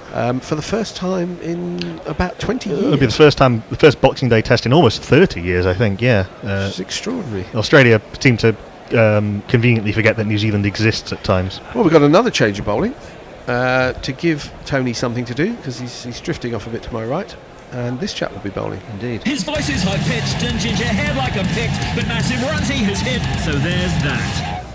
Introduce yourself. Joe Root. Introduce yourself. Joe Root. Introduce yourself. Joe Root, actually. That's a quality jingle. Not sure what it's about. One of Mog's finest. What question was he answering with Joe Root actually? What's your name? Anyway, he'll be bowling right arm round the wicket to Mitchell Santner, who is left-handed. He's in and bowls and gives us plenty of air, giving it the opportunity to spin. It doesn't. Oh, it's a very full ball, and Santner leans into a defensive shot. Got a slip and a man forward short leg under the lid. Yeah, they should put Burns there for reasons I said earlier. As Root comes in and bowls, and a little bit edgily, Santner defends up to mid-on. What were those reasons? Well, if he can't bat because of his finger, they should put him at short leg, have him hit on the head, and then replace him with a concussion substitute. As Root bowls and Santner goes back and plays this probably unwisely off the back foot back to the bowler. I think it was an external injury that Rory Burns suffered, so I don't think there's any question of him having to be on the field for a certain amount of time before he can bat. That was one point, as the next ball is driven to mid-wicket. But if he can't bat because of his fingers, England would be at an advantage to get him out from concussion purposes. Root bowls shorter. And did he edge that? Did he edge that? It was dragged down. He went back to cut, did Santner. And judging by the looks on the bowler's face, I think he got a little nick, and Butler has put down a pretty difficult chance. Did he? I don't think that hit anything. No, I don't think. He was close to the off stump, close to the edge. Butler didn't take. He didn't. Not for the first time in his career, as Root bowls again. And this goes on with the arm, hits the pad, probably an inside edge, and I think probably would be missing leg stump anyway. But, well, in 2 balls, we've seen more chances than we've seen all morning, and they were from the England captain, Joe Root, which is a little bit surprising. But that's the end of the 159th over, 415 for 6. Anyone joined us on Twitter? Yeah, Anna Forsyth says there's something Gibbon-like about Santner's physicality. We're talking about his sort of very long arms earlier, and there's sort of slightly... How tall is he?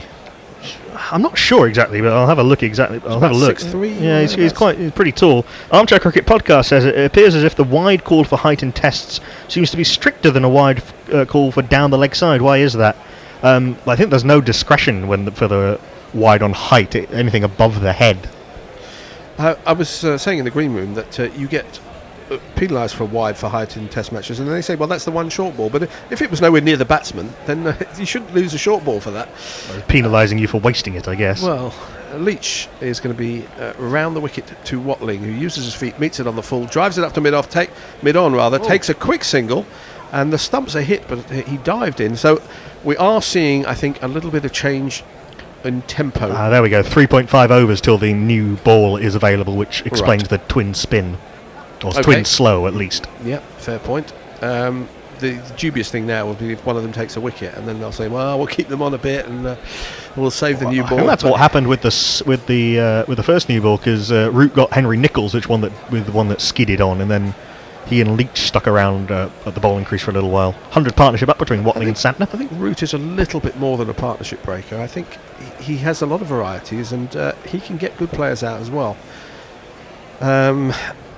But he's never going to be the premier spinner in the team as Leach bowls outside the off stump. No sign of turn whatsoever. Santner watches it into Butler's gloves.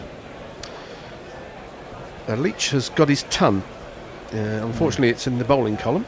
He's got 1 for 100 off 38.2 overs as he's in again to his New Zealand counterpart. This maybe just turned a little bit in towards Santner, but he had no trouble defending it to extra cover. It's quite a dry pitch, so you would expect it to start taking turn on days 4 and 5, but it's all very slow turn at the moment. I have to say, I didn't see any of yesterday's play, but the weather looks to have been spectacular all the way through. Almost unbroken sunshine. Down the wicket comes Santner, and he drives through the offside. There is a sweeper out there. Is he going to get round to it? He's not. That is going to be a rare boundary. It's Nissan Shi. It's Nissan Shi. The man fielding on the offside boundary is actually sort of at deep point, or backward point even, and that was hit through extra cover. No chance of him getting round, so a good use of the feet by Santner. Really used his feet well, didn't he? And a good piece of timing as well. Just opened the face to get it away from the man at cover. Yeah, I think he's almost square. You noticed it before that there was a deep point, which is a bit of an odd position as the next ball from Leach is blocked in defence by Santner. I can only think it's to give Leach cover in case he drops one short, but... Do you set balls for bad bowling? I mean, you can do if a bowler's new to his spell and then you bring the field in a little bit.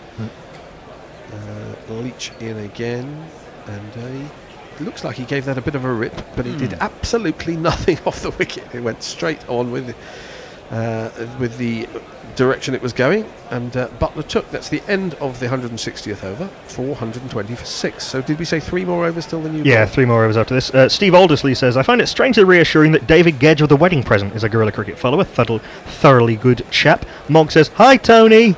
Hello Mog, how are you?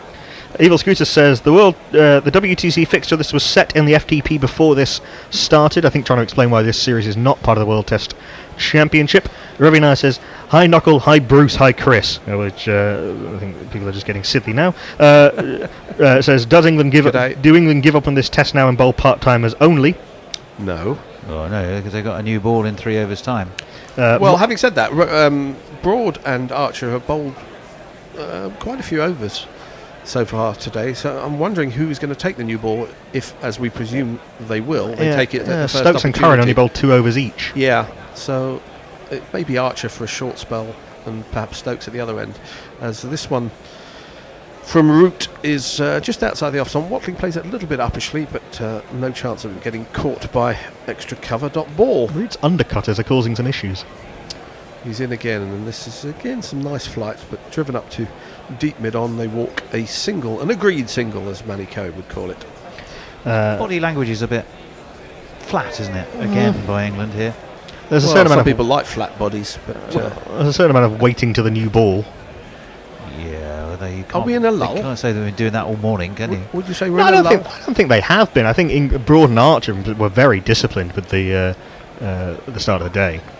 Next ball from Root is just angling into Santner's off stump, and he defends with comfort. And there was some movement. There was some, Curran got a couple past the edge. There was some big in-swingers from Stokes and one from Broad that hooped in appreciably. What number did Watling bat? 7. This one is 6. shorter and cut out to deep point. That's where Leach had a fielder, but Root doesn't. And Santner's going to pick up a boundary. Watling was at 6. De Grandon was at 7. Right. He has batted at 7 for New Zealand, I'm pretty sure. Yeah, he has. It's only recently, actually, I think, that he's gone up to 6, done most of it in the traditional keeper-batter's position of 7. Well, or now traditional, at least in the last 20 years. You can have keepers at 3, 5 and 9 nowadays, as this one is driven up to extra cover. I think that's Denley under the Sun Hat Fields. Santner's closing on a mini milestone. He's on 48 of 166 deliveries, and Root is right arm round the wicket into him. A little bit shorter, it goes on, hits him on the pad. It's going down leg. It's not the worst shout in the world, but I don't think they're going to review it. Do they have any reviews? No. So they're not going to review it. We're all agreed. Where were the reviews lost? There was one from Jofra Archer, an LBW shout, which was revealed to be just missing leg stump. Right. And I can't remember where the other one was. Well, that one skidded on from Root. It was a little bit quicker than Santner was expecting. Butler appealed with one hand and then belatedly lifted up the other hand, but looked like it was missing leg stump in any event. Very determined appeal by Root. It may have been clipping leg stump, but because the batsman was sort of backing away, it sometimes makes it look, oh, that's not the worst shout. Where's it going to be? Missing, but not missing by very much. Had they had a review, they probably would have used it then and lost it. So, hey ho. The next ball is a new over from Jack Leach, and Watling defends this to mid-on. No run. 4-2-5 for 6 is the score. Mog says, how long until the concussion rule does start getting manipulated in the underhanded, not Fred way, and who will do it first? Well, I said this from the day it came in. Somebody is going to take advantage of the situation. Another full ball, another defensive shot from Watling. Yes, sports teams are psychopathically competitive and will look for any tiny advantage they can get. Any rule has its loophole, and it's always a constant game between teams and governing bodies to tighten the loopholes. So down the wicket comes Watling. He uses his feet, but once he gets there, he just defends it to short extra. It's one reason I think that independent doctors should be performing the concussion assessments, just to slightly remove one mechanism for teams to engage in a bit of skullduggery. Skullduggery, literally, as this one is a little bit shorter from Leach, and Watling goes on the back foot and tries to find a gap in the offside, but there isn't one there. I just feel a bit uncomfortable about that, because... What about getting concussed? No, about suggesting that a doctor, who is after all a doctor, regardless of being a team doctor, would make anything other than a fair decision. But there is more pressure on a team employee than there would be on an independent doctor. Leach bowls again, and Watling defends. We remember the doctor in the rugby international, who slipped somebody a blood pellet. Well, that was in the that was Harlequin, wasn't it? That was in the and the doctor. It was a team doctor, and he got struck off. This one, Watling goes back to the ball that follows him in towards his leg stump. He defends, and that's the end of the 162nd over. So I believe there's one more until the new ball is available. 425 for 6 is the score. Yeah, I mean, obviously that's an extreme case, but there could be. He was a team doctor. Yeah, there were, but there could well be cases of more subtle pressure being put on. I think with the Steve Smith case, and we've seen a lot of cases when the concussion stuff has been used, where batters have been hit but have batted on, and probably shouldn't have done. But we don't really have time to get into that discussion properly now. Alpha Scythe says, pretty sure Mog has confirmed it's not Joe Root saying his own name in the Root jingle. Mog, please correct me if I'm wrong. Still think it sounds like Butler, but I think Mod said I'm wrong on that one. Martin Lawrence says, yes, first time New Zealand have played the Melbourne Boxing Day Test since 1987. Oh, wow. Evil Scooter says, the longer New Zealand bats, I'll come to that after this ball. Root round the wicket, and Santner does find a gap in the offside. There was a bit of a stop-start about that, but then they end up making the run quite comfortable. Is that Chris Wokes fielding? Yes, it is. With a beard? Yes. He's fielding in a beard. He's wearing a beard. Subfielder beard watch. There's one for your hashtags there, Knuckle. Is he a subfielder for the other subfielder? Because Zach Crawley was on earlier in the day. Well, they can't do too much work, health and safety. He's back over the wicket is Root to the right-hander. And it's just angled down towards third man. The point has to come round to field, so it's an easy single to Watling. 133 to him, 427 for 6. Evil Scooter says, longer New Zealand bats, the less chance England can lose. I think there's a stat going around that showed only one of the last New Zealand-England tests in New Zealand ended in a result. Well, we know one of the last how many? 6 New Zealand-England tests in New Zealand. Well, that was a thumping by an innings, well, it's it? often to do with weather rather than pitch conditions. As next ball from Root is defended to Archer at extra cover. We have seen New Zealand pitches flatten out considerably. There's that test match where England saved it at the death in Auckland. Matt Pryor and Monty batting out forever. A drive from Santner, quite sweetly timed out to deep extra cover. They've taken one, they think of 2. Are they going to come back for 2? We don't know, because we're watching the fielder. It's A single to Santner. It takes him to his 50, his third Test 50. Has he got 100? No, highest score 74. So it is his actual third time he's passed 50 of 170 balls, 216 minutes with 4 fours and a 6. So well done to the Mitch. Your 50 runs. Well done, well done, well done, well done. 50 runs. Your 50 runs. Next bit's not so relevant. Job is only just begun. Well, you found the jingle, you found the jingle. Well done, well done, well done, well done. It was Very aimed at much you, so. Tony. Root comes into bowl again, and this does turn a little bit. It shaped out and then turned back, but it started a little bit too wide outside the off stump. Watling leaves end of the over. Any tweets? That's his 4th 50, by the way, in Test matches. It just flashed up third. They lied. Somebody's lying. No, he's already got 3. That was his 4th. I'm looking at wrong. It is his 3rd. Jeff Perkins says, no need to cynically manipulate it. Someone doesn't perform, hit them in the head with a bat. Oh, absolutely. Steve Aldersley says, the other review are probably from Bairstow, even though he's not playing. Anna Forsyth says, should Root give up the captaincy to focus on his bowling? Mog says, it's absolutely not Joe Root speaking in that jingle. Correct. Anna Forsyth says, the thick plottons, to which Mog replies, the plot sickens. And Mog says, as regards hitting people in the head, if only Australia had introduced that for Warner in the Ashes. Well, they could have just dropped him. They didn't have to pick Dropped him on his head. Well, after 3 Test matches, he obviously wasn't going to score a run. But they didn't have anyone else. No, Cameron Bancroft had already been tried and failed. And they left out Joe Burns, who had just scored 180 in his previous Test match. Yes, the number of... a new ball has been taken. I think we've got a jingle for that. It's one of the Bears' favourites. It's going to be given to Sam Curran again. That's interesting. Well, he can swing the new ball. The Kookaburra does swing early doors. And as we were saying, he's only bowled 2 overs. Yes, whereas Archer and Broad bowled quite a number. Interesting to see who takes it at the other end.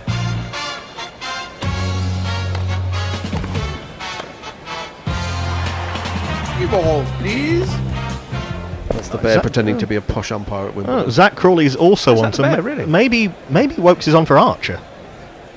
I don't know. As Curran comes in, the first ball with a new ball, and it was well directed, but it died off the pitch, and Butler took it only just above his ankles.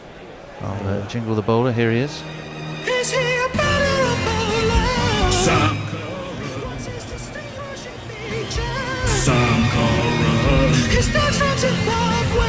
Sam Curran. And he's beloved by Liz Yates. Sam Curran. He's picked up 2 of the 6 wickets that England have taken in this innings, and he's into Santner now. And it's again a well-directed ball, a little bit of outward shape. But Santner sees it early, lifts the bat out of the way. Sam Curran's got 3 50s.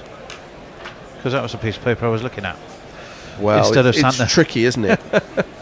Santner, Curran, I mean... Easy mistake to make. Yeah. They're so similar. They are almost identical. One's incredibly tall and wears glasses, and the other one, well, isn't. And doesn't. And doesn't. And they play for different teams. Curran bowls, and this is driven quite nicely by Santner. I didn't think he timed it all that well, but he's going to pick up 2 as Wokes fielding out on the offside boundary, wangs it back into Butler.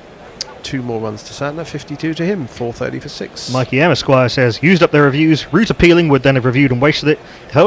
If only Owen Morgan was Test cricket standard, Root is not captain material. There's a lot of ifs in that sentence. Gitson Grax says, if we're heading for another dull 2-wicket night, please could I just request Tony Bishop replace his commentary with a soothing bedtime story I could do with the sleep. Curran bowls, and this is a good leave by Santner because it looked like it was heading towards off stump, but it swung away. He spotted that early. Hang on a moment. Why would I be the one that would read the bedtime story to get some people to sleep? I think with your soothing, dulcet tones. Oh, okay. If only Owen Morgan... what did that say? If he was Test match standard? Well, if he was county cricket 4-day standard, that would be a start. Are we being replaced? Excellent. Time flies when you're Time flies when nothing almost having happens. fun. How many people are being changed? 2. I'm going to jingles as Curran bowls, and this is clicked up in the air towards square leg. There isn't quite a square leg. Poke comes around to the mid-wicket. But no run accrues. Very deep third man says, why are the Black Caps playing for a draw? Push the run rate, then send ECB cricket in England rather after tea. Jeff Perkins says, the one problem with trying this with Australian batsmen is that it's the bat that ends up being sent for concussion checks and subbed out. Stephen Metherill says about that MCG 1987 test, the last time New Zealand played the Boxing Day test, fucking robbed.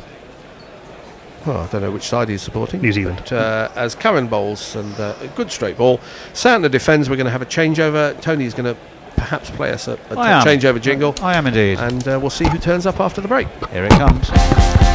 The best things in life are free. Just like Gorilla Commentary, we need money. To Patreon. That's what I want. .com/Gorilla Cricket. We need money. Patreon.com/Gorilla Cricket. I don't like the BBC.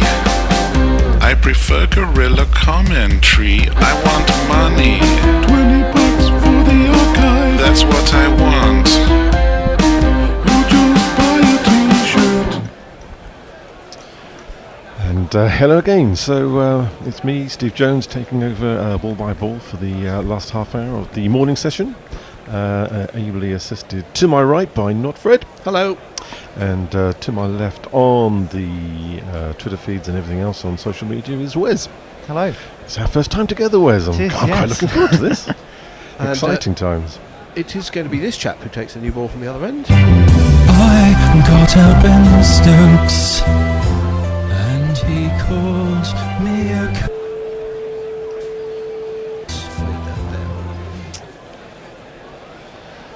So the first ball from Ben Stokes with the third new ball that England have taken. Sign that you've been in the field for quite a long time when you get to the third new ball.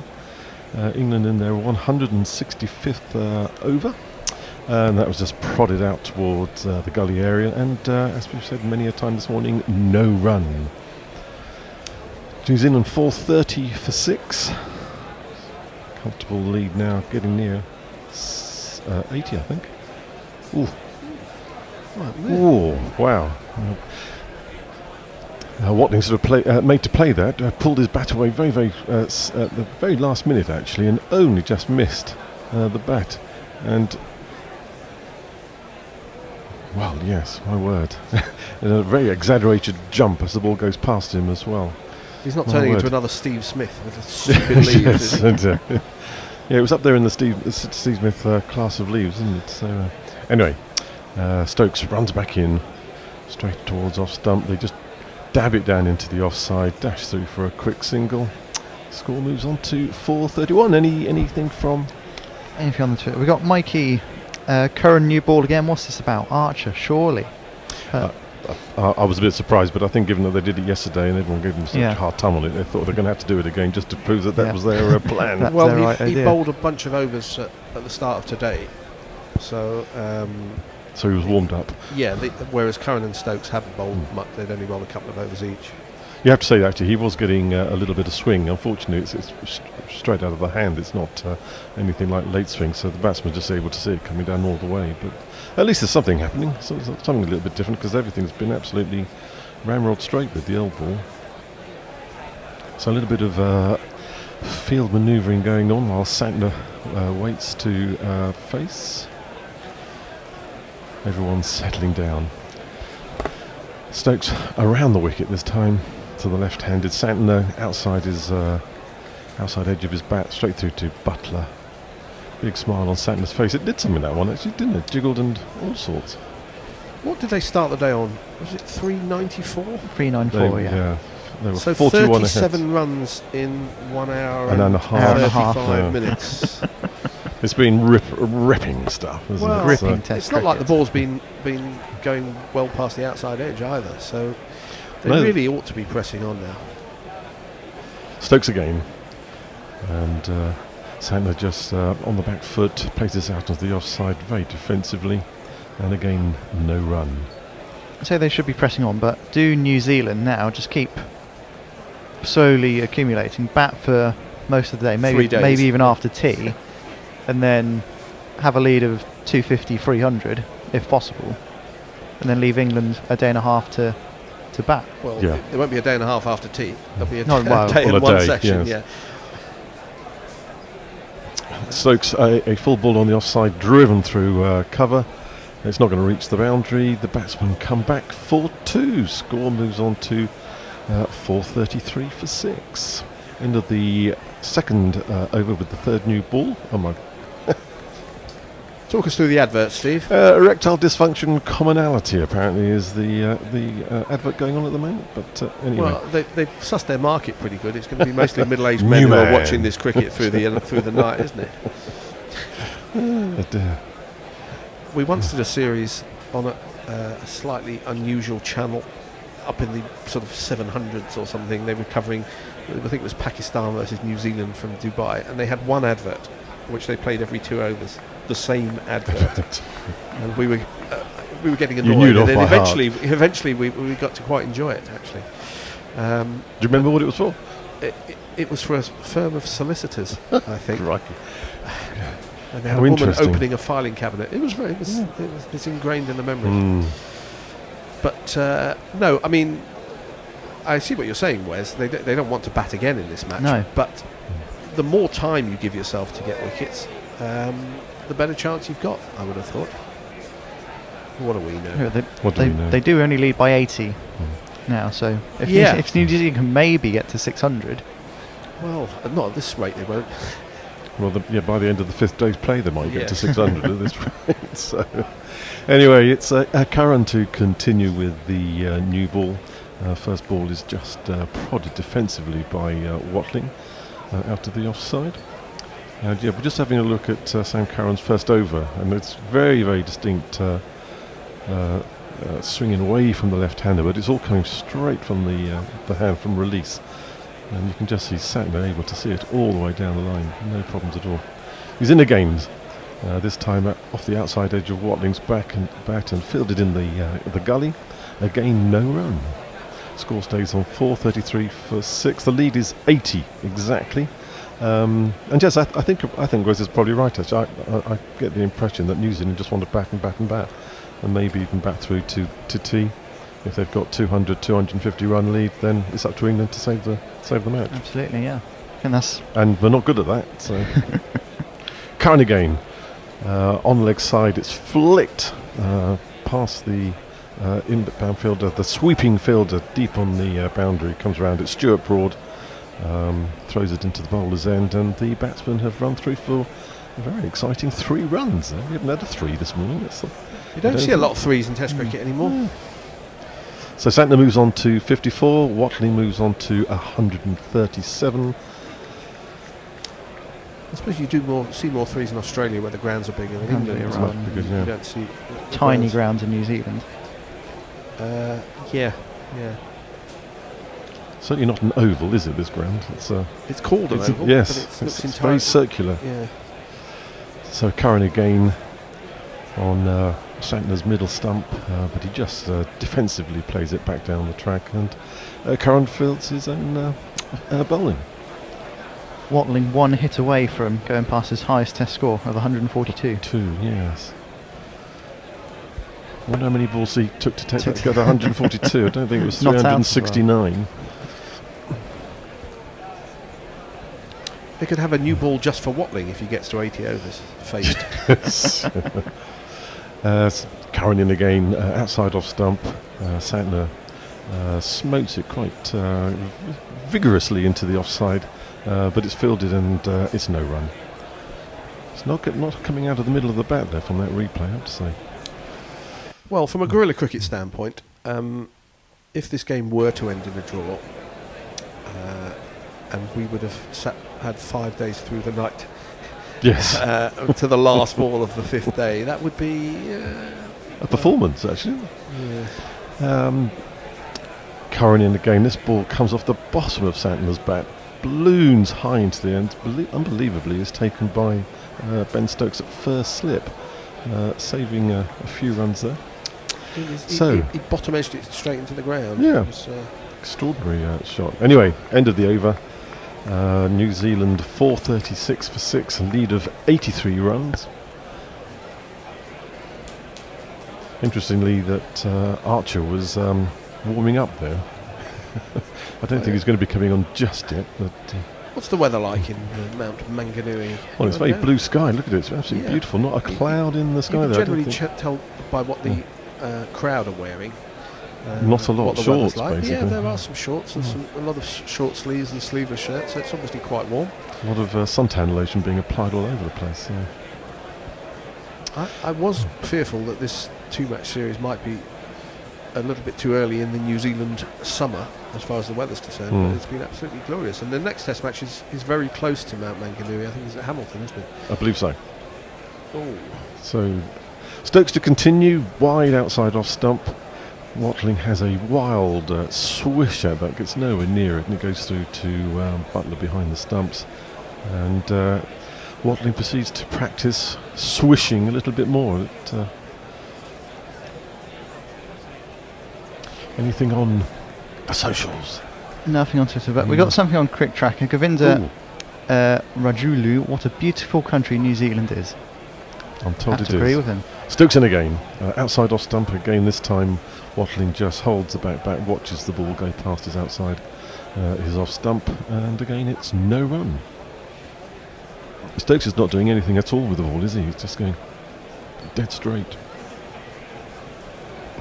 Yeah, he's only bowled sort of 8 balls with it, to be fair. This is his second over with the new ball, yeah. So. But actually, it's got to the point, I think, where if England thinking they're not scoring, then we're going to take that. Yeah. Yes, we're winning. Stokes in again. It's straight at Watling. He off the back foot just prods it back down the track, and Stokes fields. I'm going to dig out a cliche which I invented and I use quite a lot, which is it's hard to win test matches without trying to win test matches. You've got to make the effort. You know, it's very rare that everything just falls into your lap, unless the teams are grossly mismatched. But you really have to. You have to keep pushing. You have to work hard at it, and they're not quite doing that, New Zealand. Certainly can't say England aren't working hard. They must admit they're putting the back into this, but no success so far in an hour and 3/4. So 4 dot balls so far in this over. We've had quite a few maidens this morning as well. Yeah, it was understandable for the first half an hour, 45 minutes, maybe an hour. But after that, I think they really needed to press the accelerator pedal.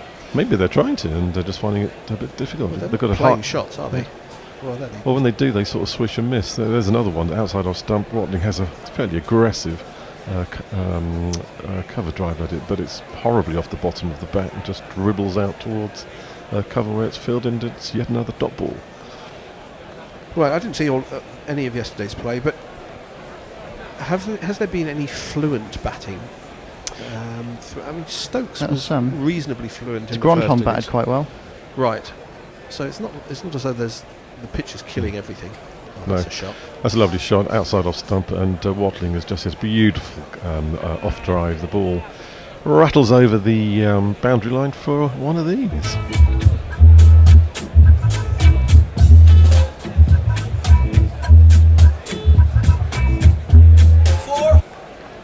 Yeah, that was a beautiful shot. Front foot to the pitch of the ball, comfortable stroke. It bounced actually right over cover fielder's head. Some extraordinary bounces actually from the balls when they've come off the bat. Yeah, he drove it down straight into the ground, and it went. And that ball, was about 20 feet in the air by the time it went over the field. Had no chance of timed it beautifully. stopping it. So England currently with 2 slips and a gully. There's a bit of a field change going on at the moment, and then it's sort of extra cover and mid-off, mid-on, or mid-wicket. Santner taking guard as Curran comes in to bowl. This is right on his off stump, and he just prods it back.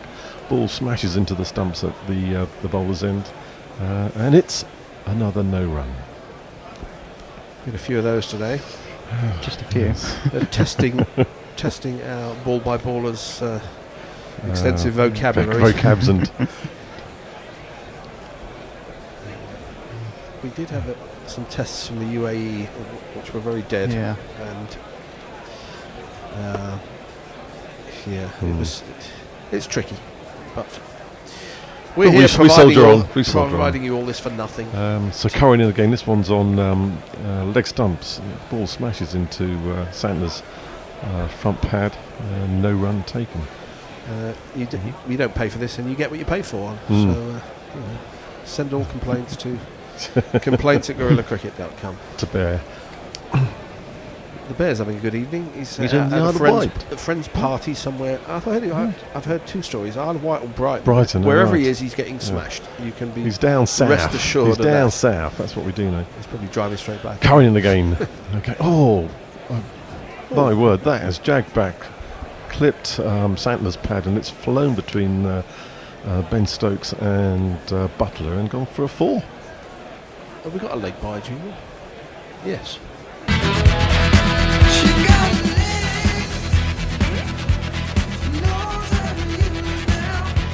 Leg guys.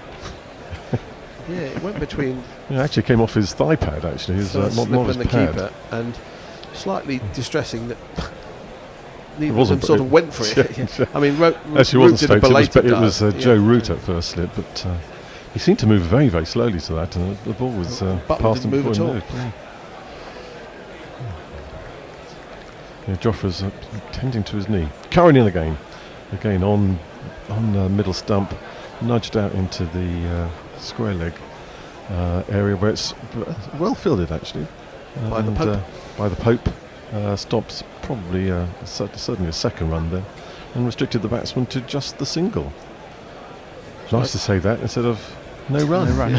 It's nice to see the Pope throwing himself around in the infield. Yes. He probably doesn't get much chance. I mean, he does. So He does kiss the ground wherever he goes. Yeah, so, well, but yes.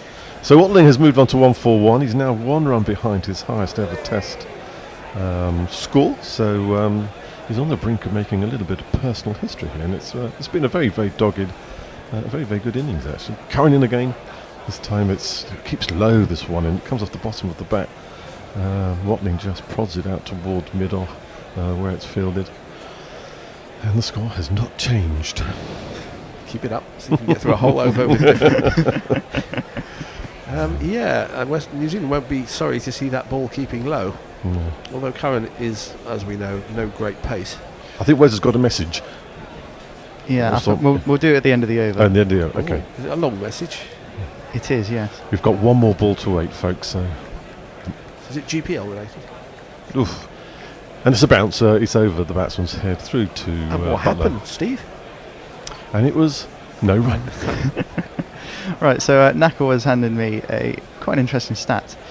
BJ Watling has broken his own record for the longest Test innings by a New Zealand wicketkeeper. His previous longest was 124 off 367 balls against India in Wellington in February of 2014, whilst at the other end Brendan McCullum scored 300. Watling has the 3 longest innings presumably by New Zealander, and 4 of the top 5 New Zealand wicketkeepers. Wicketkeepers, yes. Right, I should let you know that if you want to enter the GPL, you've got about 10 minutes to do so. Guess the number of runs that will be scored in total during the day by either one team or 2 teams or 3 teams, depending on how many bat. And if you get it spot on, you will win the prize. The pot is, at the start of the day, was £31. And it costs you £1 per guess. So go to our website, and if you're interested in winning yourself some money and giving yourself a bit of interest as the night goes on, then that's what you should do. We do have a change of bowling, and it's this chap. And now it's time for Jofra Archer.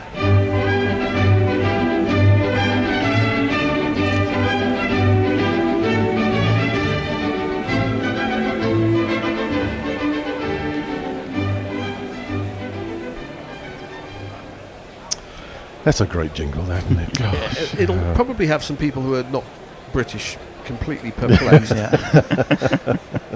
But that's no bad thing. Dear. It's a long running BBC radio show called The Archers, for those who don't know. Anyway, Archer is in on that slow amble that he has into the wicket, throws it down, a warm-up ball there, and Santner just plays that out to the offside for another dot ball. Got a message from Anna Forsyth. I'm beginning to forget what it was like when Watling and Santner weren't batting.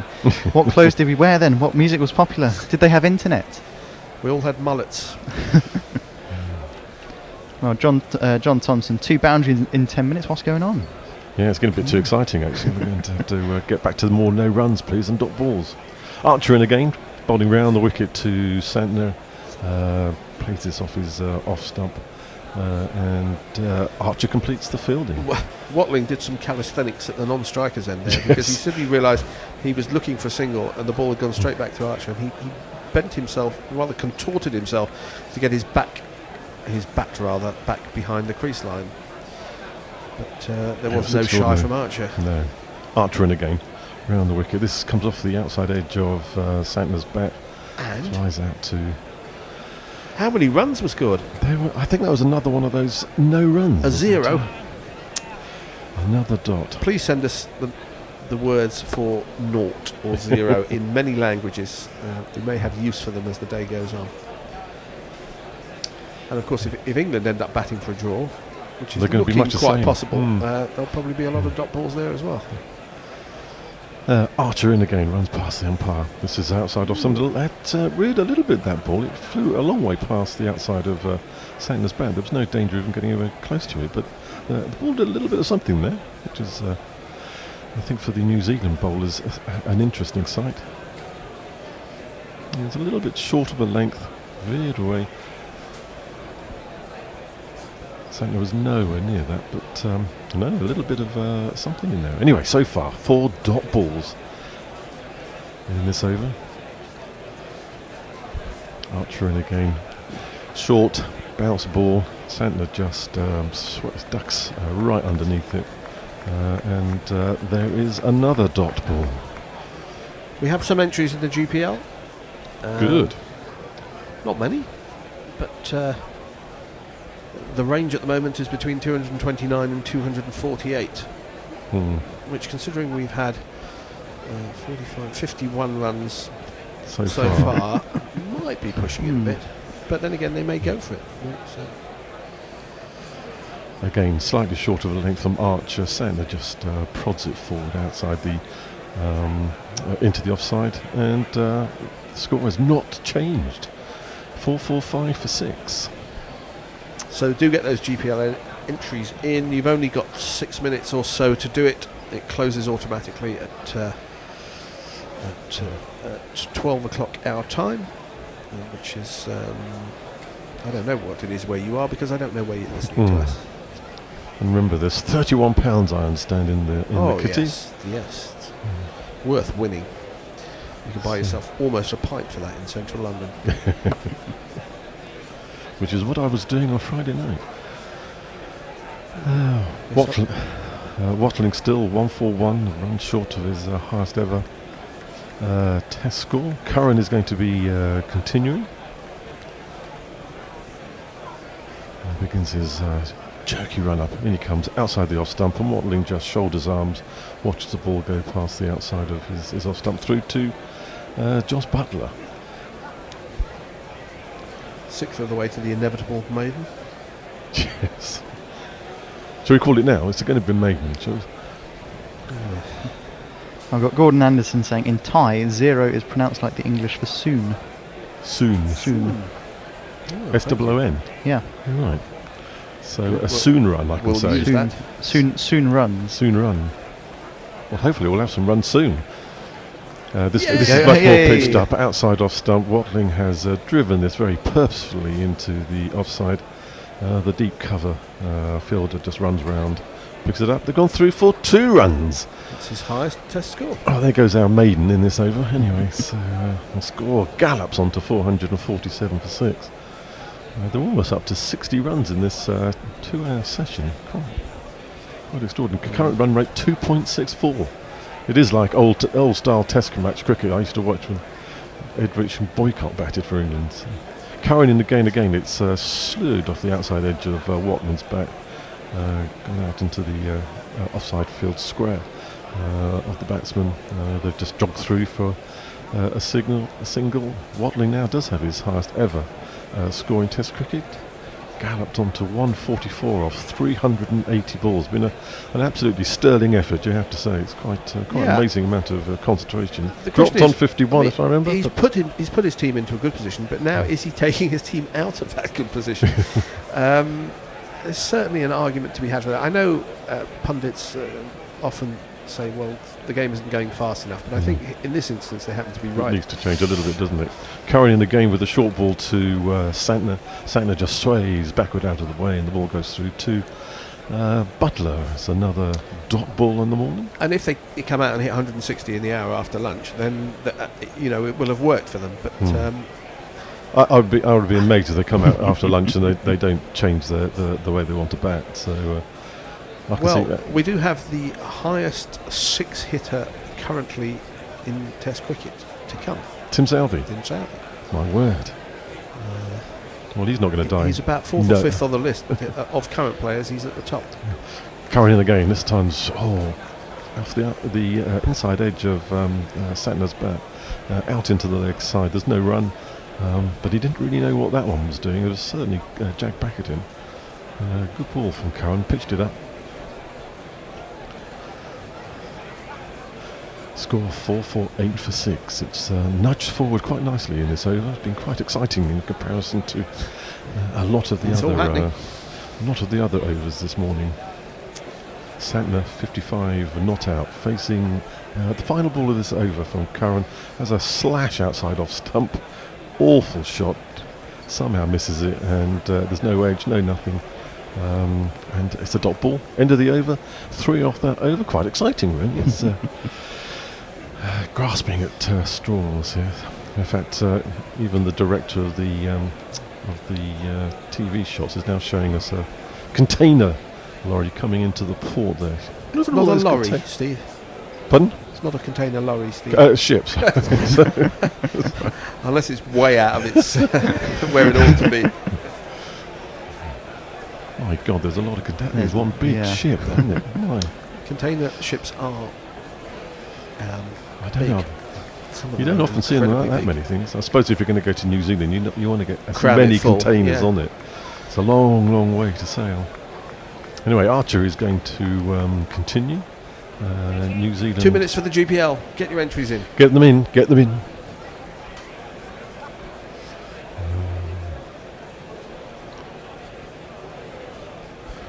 So Archer sets off on his run up past the umpire.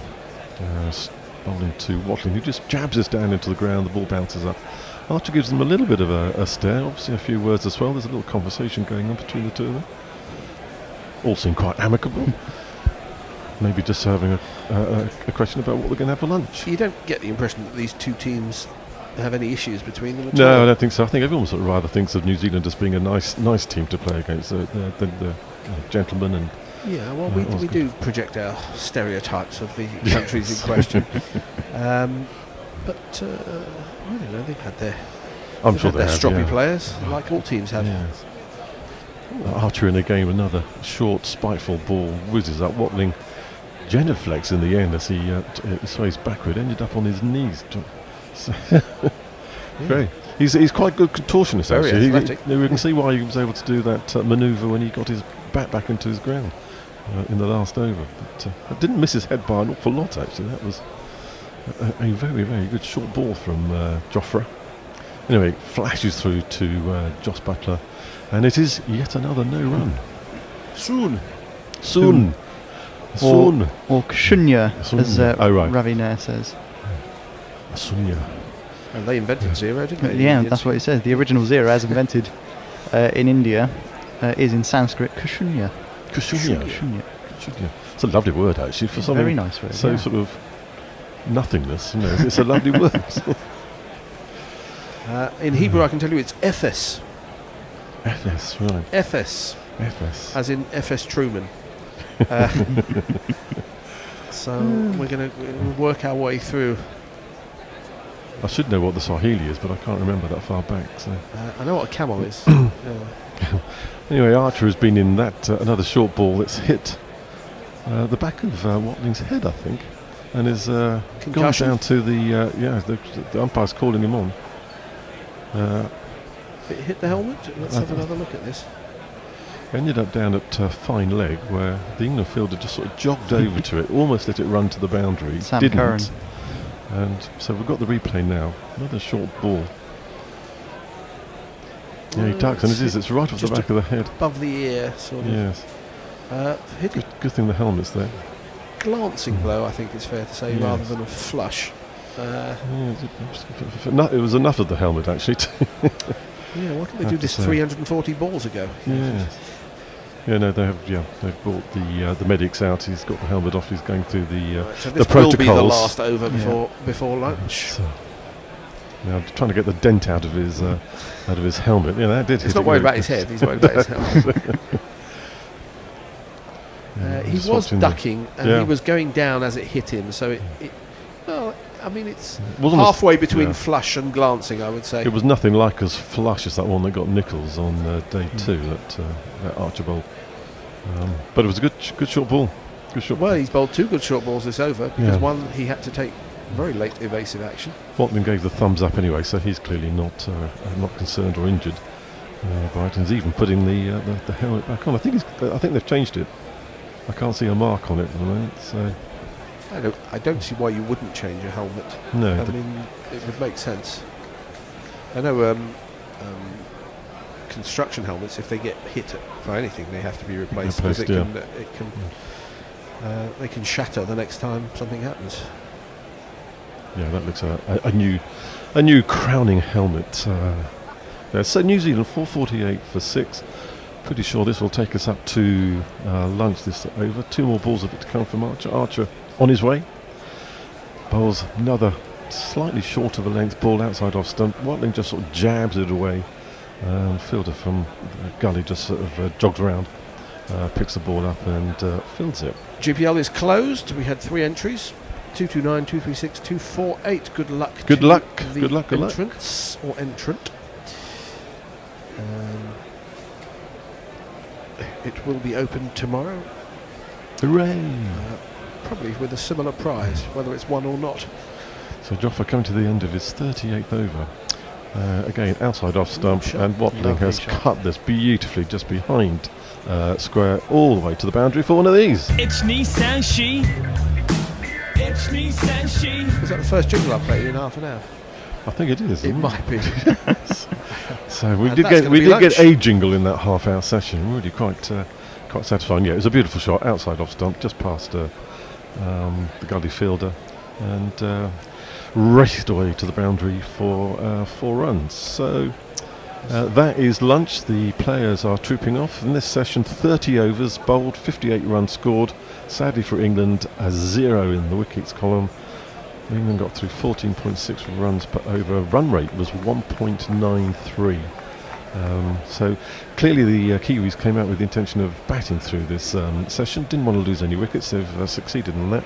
We can only hope that after lunch they're going to come out and look to move the run rate on a little bit. I believe Knuckle promised us some entertainment during the lunch break. If he comes in, we can find out what it is and how that's going to happen.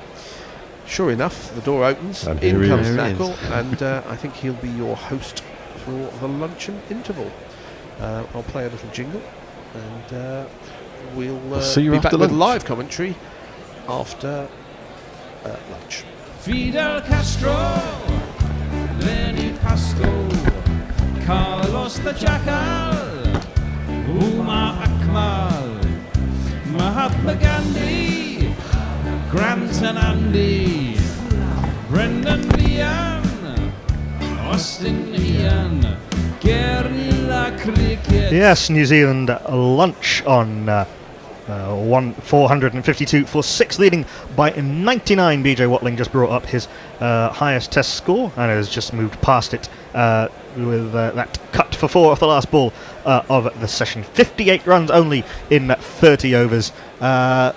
Presumably that was something of the plan for New Zealand, a session to try the patience of many an England bowler. They stuck at their task. Joe Root moved his bowlers around manfully, but none of them were able to pick up a wicket. But we should have some excitement for you now, because we are going to cross live to the lovely Maunganui and hopefully chat to Tasneem Summer Khan, who is out there on the ground. She's been hot-footing it around New Zealand for the last few weeks.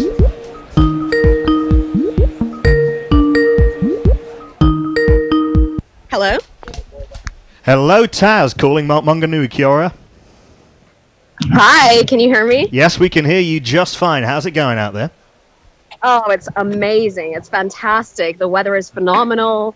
The cricket's a little bit less than phenomenal, but we'll take it when it looks so great. I've got a local expert here with me as well. Fantastic. Who you got with you? I got Adam Bell from the Cricketers. How you going, Adam? Welcome to Gorilla Cricket. Hey, mate. How's it going? Nice to meet you. Nice to meet you too. A session that hasn't hurt New Zealand, but maybe hasn't advanced their cause by as much as they might have been hoping for at the start of day 4. Yeah, absolutely. I think New Zealand's got themselves in a position where they can't lose the test match now. Has been pretty slow going this morning, but BJ Watling and Santner have batted extremely well. Pitch is pretty slow at the moment, so it's pretty hard to score runs, but I think New Zealand are probably looking at giving themselves a lead of 150, say, plus, getting England in tonight and then putting the pressure on. Yeah, that does seem to be the plan. It's pretty much the only real plan from here, one would have to think. Yeah, it's not as though... they do have the option of Tim Southey giving it a whack, but for that, BJ Watling or Mitchell Santner would have to get out, and frankly, that doesn't seem likely. It doesn't, and I think some of that is down to the English bowling. We know how much England have, struggled over the last few years with the number 6, 7, 8 batsmen.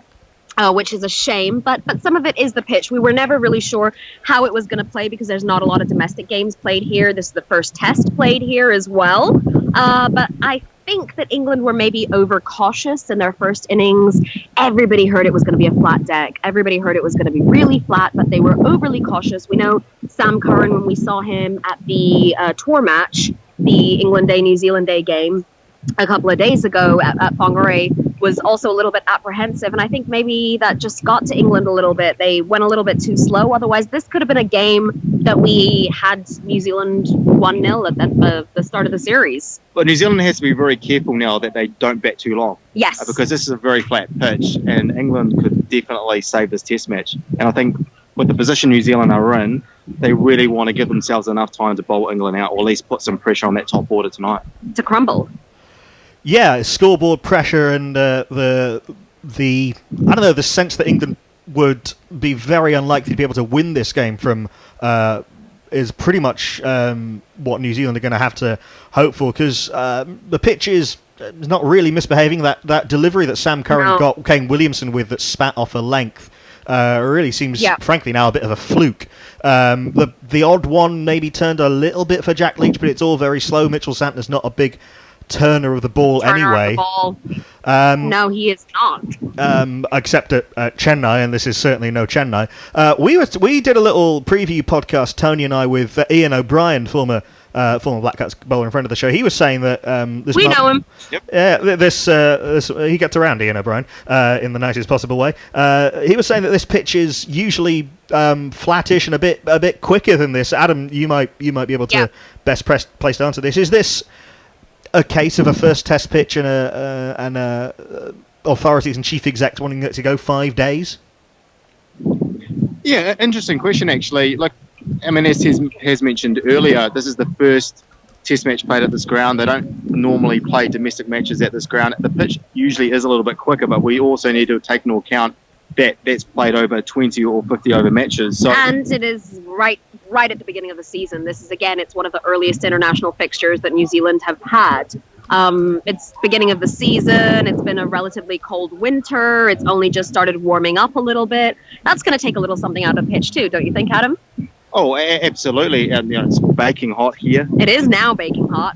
The pitch is completely dried out. There's nothing really in it for the bowlers. As you mentioned, Mitchell Santner's on a massive turner of the ball. Exactly. The pitch isn't crumbling up, so it's going to be a monumental effort from the Black Caps to actually ram home the advantage in this game. You would imagine that possibly the best option for the Black Caps is actually getting some reverse swing as the ball gets a little bit older. A little bit. Salvi is very good in that adept regard. at reverse. But I also think New Zealand and England's first innings, they changed the line. Yeah. In the second day, I think. I also got the impression that they started pitching the ball up a little bit more. Southey and Bolt in their first spell on day one were, as you say, a little bit too far outside off and a little bit too short. Southey started pitching the ball up and got his rewards, possibly taking the lead from Colin de Grandhomme. Well, I think Southey, to be honest, was bowling phenomenally from the start of the match. He is one of New Zealand's most experienced bowlers, and he's quickly making a case to get up to Hadley's numbers before the end of his career. He's working towards maybe becoming a test specialist at this point. He knows his game, he knows his opposition, he knows the pitches. And I think that you've got to give a little bit of credit, or a lot of credit, to Tim Southey and what he's done this game. Sure, Tim Southey's a phenomenal bowler, phenomenally experienced bowler. I'm writing a piece at the moment that features Tim Southey and his his mastery. He did a really good masterclass with Ian Bishop during the World Cup about seam positions, and he knows his game so well that he can, as well as the outswinger, he can change the seam position and the release pretty much at will, because he's got such mastery over his game. I actually thought that certainly on day one, I thought Trent Boult slightly out-bowled Tim Southey. He was a little bit unlucky at times not to pick up the wickets, but you have three very good bowlers, and sometimes they'll pick up wickets for each other. Adam, you talked about reverse swing, and maybe as we sometimes say, Neil Wagner might start bowling a bit of cross seam, trying to rough up one side of the ball, trying to aid that reverse swing, bring it on a bit quicker. Yeah, absolutely. It's such dry conditions over here at the Mount Maunganui. The other thing with the New Zealand attack is all the bowlers in this attack actually play for Northern Districts. And Bay Oval is the home ground of Northern Districts. So one of the home grounds. Yeah, along with Seddon Park, Taz. Yep. And Whangarei. Yeah, and Cobham Oval. So the boys will be used to the conditions out here. Absolutely, I think Neil Wagner will be a massive part of the Black Caps bowling lineup in the second innings. Look, he's a guy that's really underrated. In a short ball, and if you can get those England batsmen on the back foot, and then Southey can come up, pitch the ball, and then get the ball to move around, the Black Caps can definitely make some inroads into the English top order. Could be particularly useful if New Zealand do find themselves sort of trying to dismiss a stubborn tail. We've seen Neil Wagner clean up tails with that short ball. There aren't many tails around the world, even though England is shorter than some who like facing barrages of short deliveries. No, Stuart Broad does not love it, does he? Well, that was one of the most telegraphed dismissals you could have seen. 5 bounces in a row from Neil Wagner, then he pitches one up full, and Stuart Broad has a little poke. I think it might the fact of the short ball might be why Sam Curran found himself in the team ahead of Chris Wokes. So we saw Wokes getting reduced from a really good batter to a bit of a walking wicket by the short ball. And I kind of mentioned it just now. Probably the pick, certainly on day one, was Colin de Grandhomme. Yeah, absolutely. What an underrated all-rounder this guy is. He averages 40 with the bat and 30 with the ball. There was a lot of thought around the country that he only performs against some of the weaker opposition in world cricket. Sri Lanka, Bangladesh. But yeah, to come out against one of the premier test-playing nations and to get those 2 vital wickets up front, just shows you this guy is definitely underrated and really developing. Pushing his game to the next level. Yeah, for sure, and he gave good support to BJ Watling. I tried to make a point before going on today of not describing BJ Watling as underrated because, frankly, you look at his record, he's probably the best keeper batter in Test cricket at the moment, and We've said it ourselves. And I got scoffed at on air for saying that a little bit, but I think it's one of those things. I remember saying something similar about saying Rangana Herath was the best spinner in the world a few years ago, and it sounds kind of easy, and then you sort of think them through and actually just you think of all the other potential alternatives, and BJ Watling again just doing what BJ Watling does. Well, he's a real fighter, isn't he?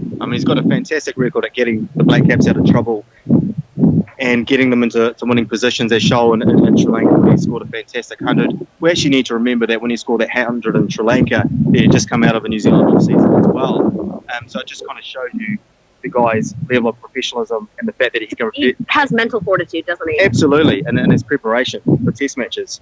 It kind of just shows you the value of now having test match specialists. You talk about other keepers in world cricket at the moment. Quinton de Kock is probably the other one that that I think about as being up there, there. As being one of the best test wicketkeeper batsmen in the world. I guess two different players, and maybe we sometimes look at Very different batsmen as style well. over substance when it comes to judging players. Because BJ Watling is an incredible player, absolutely fantastic record for the Black Caps, and even in New Zealand, I think it's taken us a long time to realise how good this guy is. You know, Brendan McCullum has always been seen as being our benchmark. As a benchmark, yeah, because of his attacking ability, very akin to Adam Gilchrist. But BJ Watling is just a different player, but is highly effective. Yeah, he described himself overnight as a limited player. He's only got, but he knowing one's limits has served a lot of Test players well.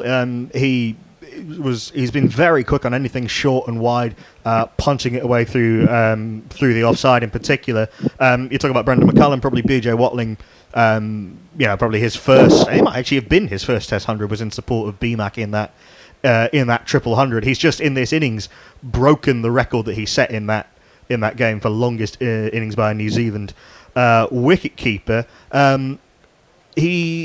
But it's a different, just kind of casting ahead to the rest of today. It's kind of a different challenge now for New Zealand. Now they lead by 99. One would imagine that Mitchell Santner will be the one to try and push things on a little bit. Yeah, I think so. I think New Zealand would like to get a lead of 150 plus, even edging up to 200, getting England in tonight, giving England 4 sessions to try to save the match and really pressing home the advantage. I mean, look, the pitch is very good to bat on still. There's no demons in the pitch for the English batsmen, but it's whether they'll be able to handle the pressure of knowing they actually can't win the match and that they'll be basically playing for a draw. Yeah. We've seen a few New Zealand pitches over the years, actually the last few years certainly, actually be pretty good to bat on even in the last few days. You sort of chases of 200 not being out of the realms of possibility. So it's not. So I think you're right in that New Zealand need probably a lead of close to 200 to completely feel that they're England's in the time. Sorry, Taz. The impetus for it. Yeah, no, I was just saying that England's batting has the impetus for it. Everything's drying up. It's like 25, 26, 27 degrees out here. It's incredibly possible. I think a lot depends on getting a good lead and then applying pressure. And it is exactly Wagner and Salvi who will be looking to double team for that pressure. Absolutely. It's mindset, isn't it, at this stage of the game? That's what Test cricket's about. I mean, the pitch at the moment is flat. Should be no problems for the English batsmen. Under normal circumstances, you'd think, England could easily bat out 4 sessions. Yeah. But, you put some pressure on. If we get a couple of early wickets, it's a very inexperienced England top order. Who knows? And we've got a core of bowlers now that always believe that they can win the match. And we look at that test match against Sri Lanka, the second test match, where the Black Caps constantly continue to believe that they could win an unwinnable test match. We go back to the test series against Pakistan in Dubai as well. 2 incredible victories over there. Again, when the odds were stacked against the Black Caps, because this team under Kane Williamson believe that they can win all test matches. And they try to get themselves in a position to ensure that they give themselves the best possibility to win the match. And I think it's going to be a very interesting last day also. Yeah, my favourite little anecdote from that amazing win in the UAE, which is not a place that many teams have won, is that Neil Wagner bowled a 13-over spell in a row and didn't even realise. But he's shown his powers of endurance before. Just switching from the ever admirable Black Caps to England. I mean, Joe Root, I think, was yesterday. There was the feeling that he was a little bit passive and that England weren't really quite at the races. But I think, would it be fair today that today they've been a bit more switched on? I don't know. For me, Joe Root's always a little passive, and that's not a criticism of Root. That's just that's my assessment of his mind frame as a captain and his captaincy style. I don't think that he's necessarily a captain that leads with full force like a Kohli type of captain, but that's okay. Different horses for different courses, different styles for different folks. England seem fine, but when you're not getting a lot of assistance out of the pitch, then it's that mental battle that gets a little bit draining. They've been switched on, but it's early in the day still. They bowl relatively well. I mean, New Zealand's only going at 2.6 runs per over. An over, exactly. And they could be kicking on at this stage, really, to try and make that lead unassailable. It's certainly true that England could have found themselves basically out of the game at lunch, and they're certainly not that. with New Zealand leading by only 99. But just the kind of lens I'm looking at that through is yesterday we saw Archer not bowling for long periods. We saw Stokes not bowling for long periods. But England have already used all 5 of their main bowlers. In fact, 6. Joe Root, Joe Root is not a main bowler, but he bowled a few overs just before the third new ball. We've seen a lot of short spells. I think Archer and Broad bowled 5 on the trot each at the start of the day when that sort of long string of dot balls, but since then it's been a couple of over spells for Sam Curran, a couple of overs for Stokes, a couple of overs for Archer, Curran switching in. So I think Root is certainly trying things, and there's been the odd sort of half chance here or there. I think the fear from those on our commentary team who are England fans is that England might have just completely sort of mentally wilted in the face of this New Zealand Black Caps discipline, but I don't think that's happened. I don't know. I would tend to agree, because we were at the tour match, the England versus New Zealand A match, and England really, really, really struggled to. I mean, they couldn't bowl out the Kiwis. There was some dogged batting in that match too. I don't know. I think that resilience from the Black Caps has really been England's undoing. Going into this game, and even with the first innings, although it was not a massive first innings by any stretch of the imagination, I thought that England were in a good position. But that resilience, particularly from CDG and Watling and a little bit from Nichols in there as well, I think that made a world of difference. And now England are a little bit on the back foot. They haven't given up, they haven't given in, but it's hard to compete with that mental fortitude. Yeah, for sure. The immense results shown by all of the 3 you mentioned, plus Mitchell Santner. Just want to go back to your summation of England's first innings, because that's a tough one to read. You were saying that you thought England were a bit defensive. I think, kind of having done all the hard work on day 1, all of England's top 4 went through periods of near strokelessness at certain points, kind of long string of dot balls. But then on day 2, having done that work, it kind of felt that Stokes and Pope tried to attack a little bit too early before they'd properly tied out the New Zealand bowlers. Well, it's that pressure that England get themselves into, isn't it? They want to bat long and they want to bat hard, and then they go too hard too fast. It's something that we've seen before, and no doubt we will see it again. And it's some of that confusion that creeps into adjusting to different pitches and adjusting to different formats of the game as well. Well, New Zealand changed their line on day 2. They did. On the first day. They learned very well from on the first day. They were attacking the stumps a lot. Obviously, England weren't scoring at a quick rate. On day 2, as you mentioned, England tried to force the pace. Yep. New Zealand bowlers, in particular Southey, bowled some great sucker balls outside the line of the off stump and actually tempted the English batsmen into shots. Have a waft, Yeah, with that little bit of swing, we saw Ben Stokes try and charge Tim Southey. We saw Ollie Pope have a big drive. And then I want to get your thoughts on what is one of the weirdest passages of play I think I've ever seen, that sort of Leach and Butler partnership, where New Zealand were only trying to get Jack Leach out and then England weren't taking the runs. Could anyone at Mount Maunganui make sense of any of that? No, I don't think so, but I think there's a lot of confusion about this pitch as well, and I think that the Kiwis have been okay with it, but England have been very confused because they've heard a lot of talk about it being a flat deck, and it's definitely flattened out a bit more, but I think they just did not have the right mindset or approach as to how to play this pitch. I mean, some amount of confusion would be understandable, I guess. This is a sort of atypical test pitch. We haven't really seen a really slow deck like this for a little while. I don't think it's quite as dead as some people are making out, but it's certainly true that there's not a huge amount of life in it. It certainly doesn't look like a sort of midday day 4 pitch. But just specifically on that Butler Leach thing, I mean, Butler surely should have been taking the runs that were offered to him, the easy singles and possibly 2s that were offered to him. Well, it's the pressure of knowing that you haven't quite gotten a good enough score, but you're now batting with Jack Leach, and that's it. There's nothing really to come. I guess you could also understand that Joss Butler is a very much a rhythm player, and he likes getting on a roll. And him farming the strike gives more opportunities to get those boundary balls away, because that's the kind of player that he is. He likes bat on ball. He likes always being in the game. So that's possibly one reason why he decided to turn down singles when he was batting with Jack Leach. Not that he was disrespecting Jack Leach's batting. We all know Jack Leach is a formidable bat. Yeah, we saw against Ireland nearly scoring a test century. So I think it's more the way Joss Butler plays. He loves seeing bat on ball. He loves the momentum of the game. And maybe in his own mind, he just didn't want to break that up by taking singles.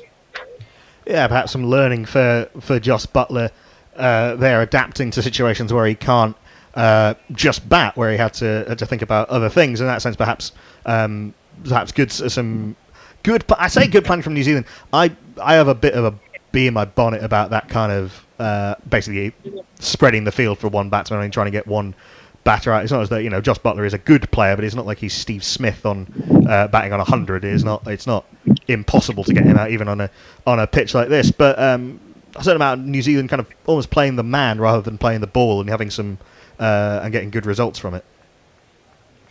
Yeah, look, I think over the last few years, New Zealand has really become a successful test team by basically playing the odds, really. Under Kane Williamson's captaincy, we are more conservative by nature. I mean, even in the test match, at the moment, we're in our first innings and it's a lunch on day 4, and we aren't really 99 pushing. ahead, yeah. Yeah, 2.6 runs per over. So I think the Black Caps, in their mindset, it's about ensuring the probability of getting a good result. And I think over the last few years, we've developed this kind of style under Kane Williamson, a little bit different than Brendan McCullum, who was more out attack. I think they realise how explosive Joss Butler is, and the way to really frustrate Joss Butler is to limit his boundaries. And we saw some of that in the tour match as well with his 88 at a decent strike rate. Yeah, for sure. Butler can be devastating, and it was the first half of the innings was really good. The second half was frankly weird and ended in sort of comedic fashion where Mitchell Santner signed an autograph, hopped over the fence, and took a catch. It was all very comedic and quite good fun, and a little bit of weirdness is never goes amiss. I forgot about sort of 10, 30 minutes or so to lunch. I want to cast ahead to the second test, which is also in the Northern District's territory at Seton Park in Hamilton, a more established test ground. But Ian O'Brien was telling us that is even more so a flat deck. Would that be fair?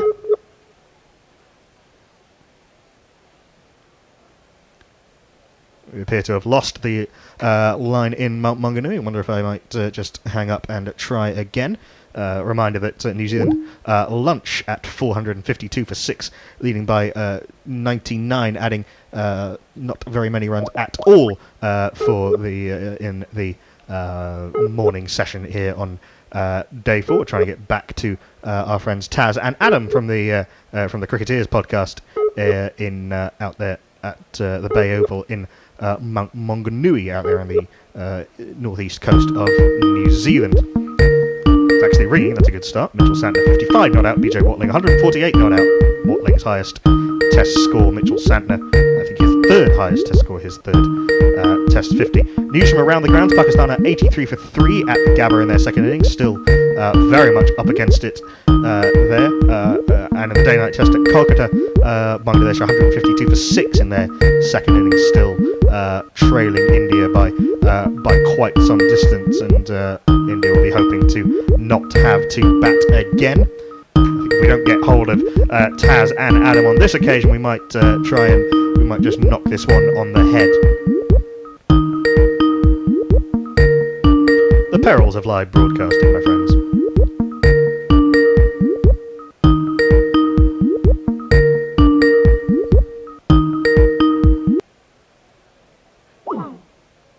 Nope, that one's done. But thank you very much to Taz and Adam for their wisdom. Apparently, talk of Hamilton and Seton Park was all too much. I was going to ask about the possibility of us seeing Lockie Ferguson in action, but such questions will have to wait. Thank you very much to Taz and to Adam, and with 10 minutes or so to go till the resumption of play on day 4, we'll go back to some archive footage.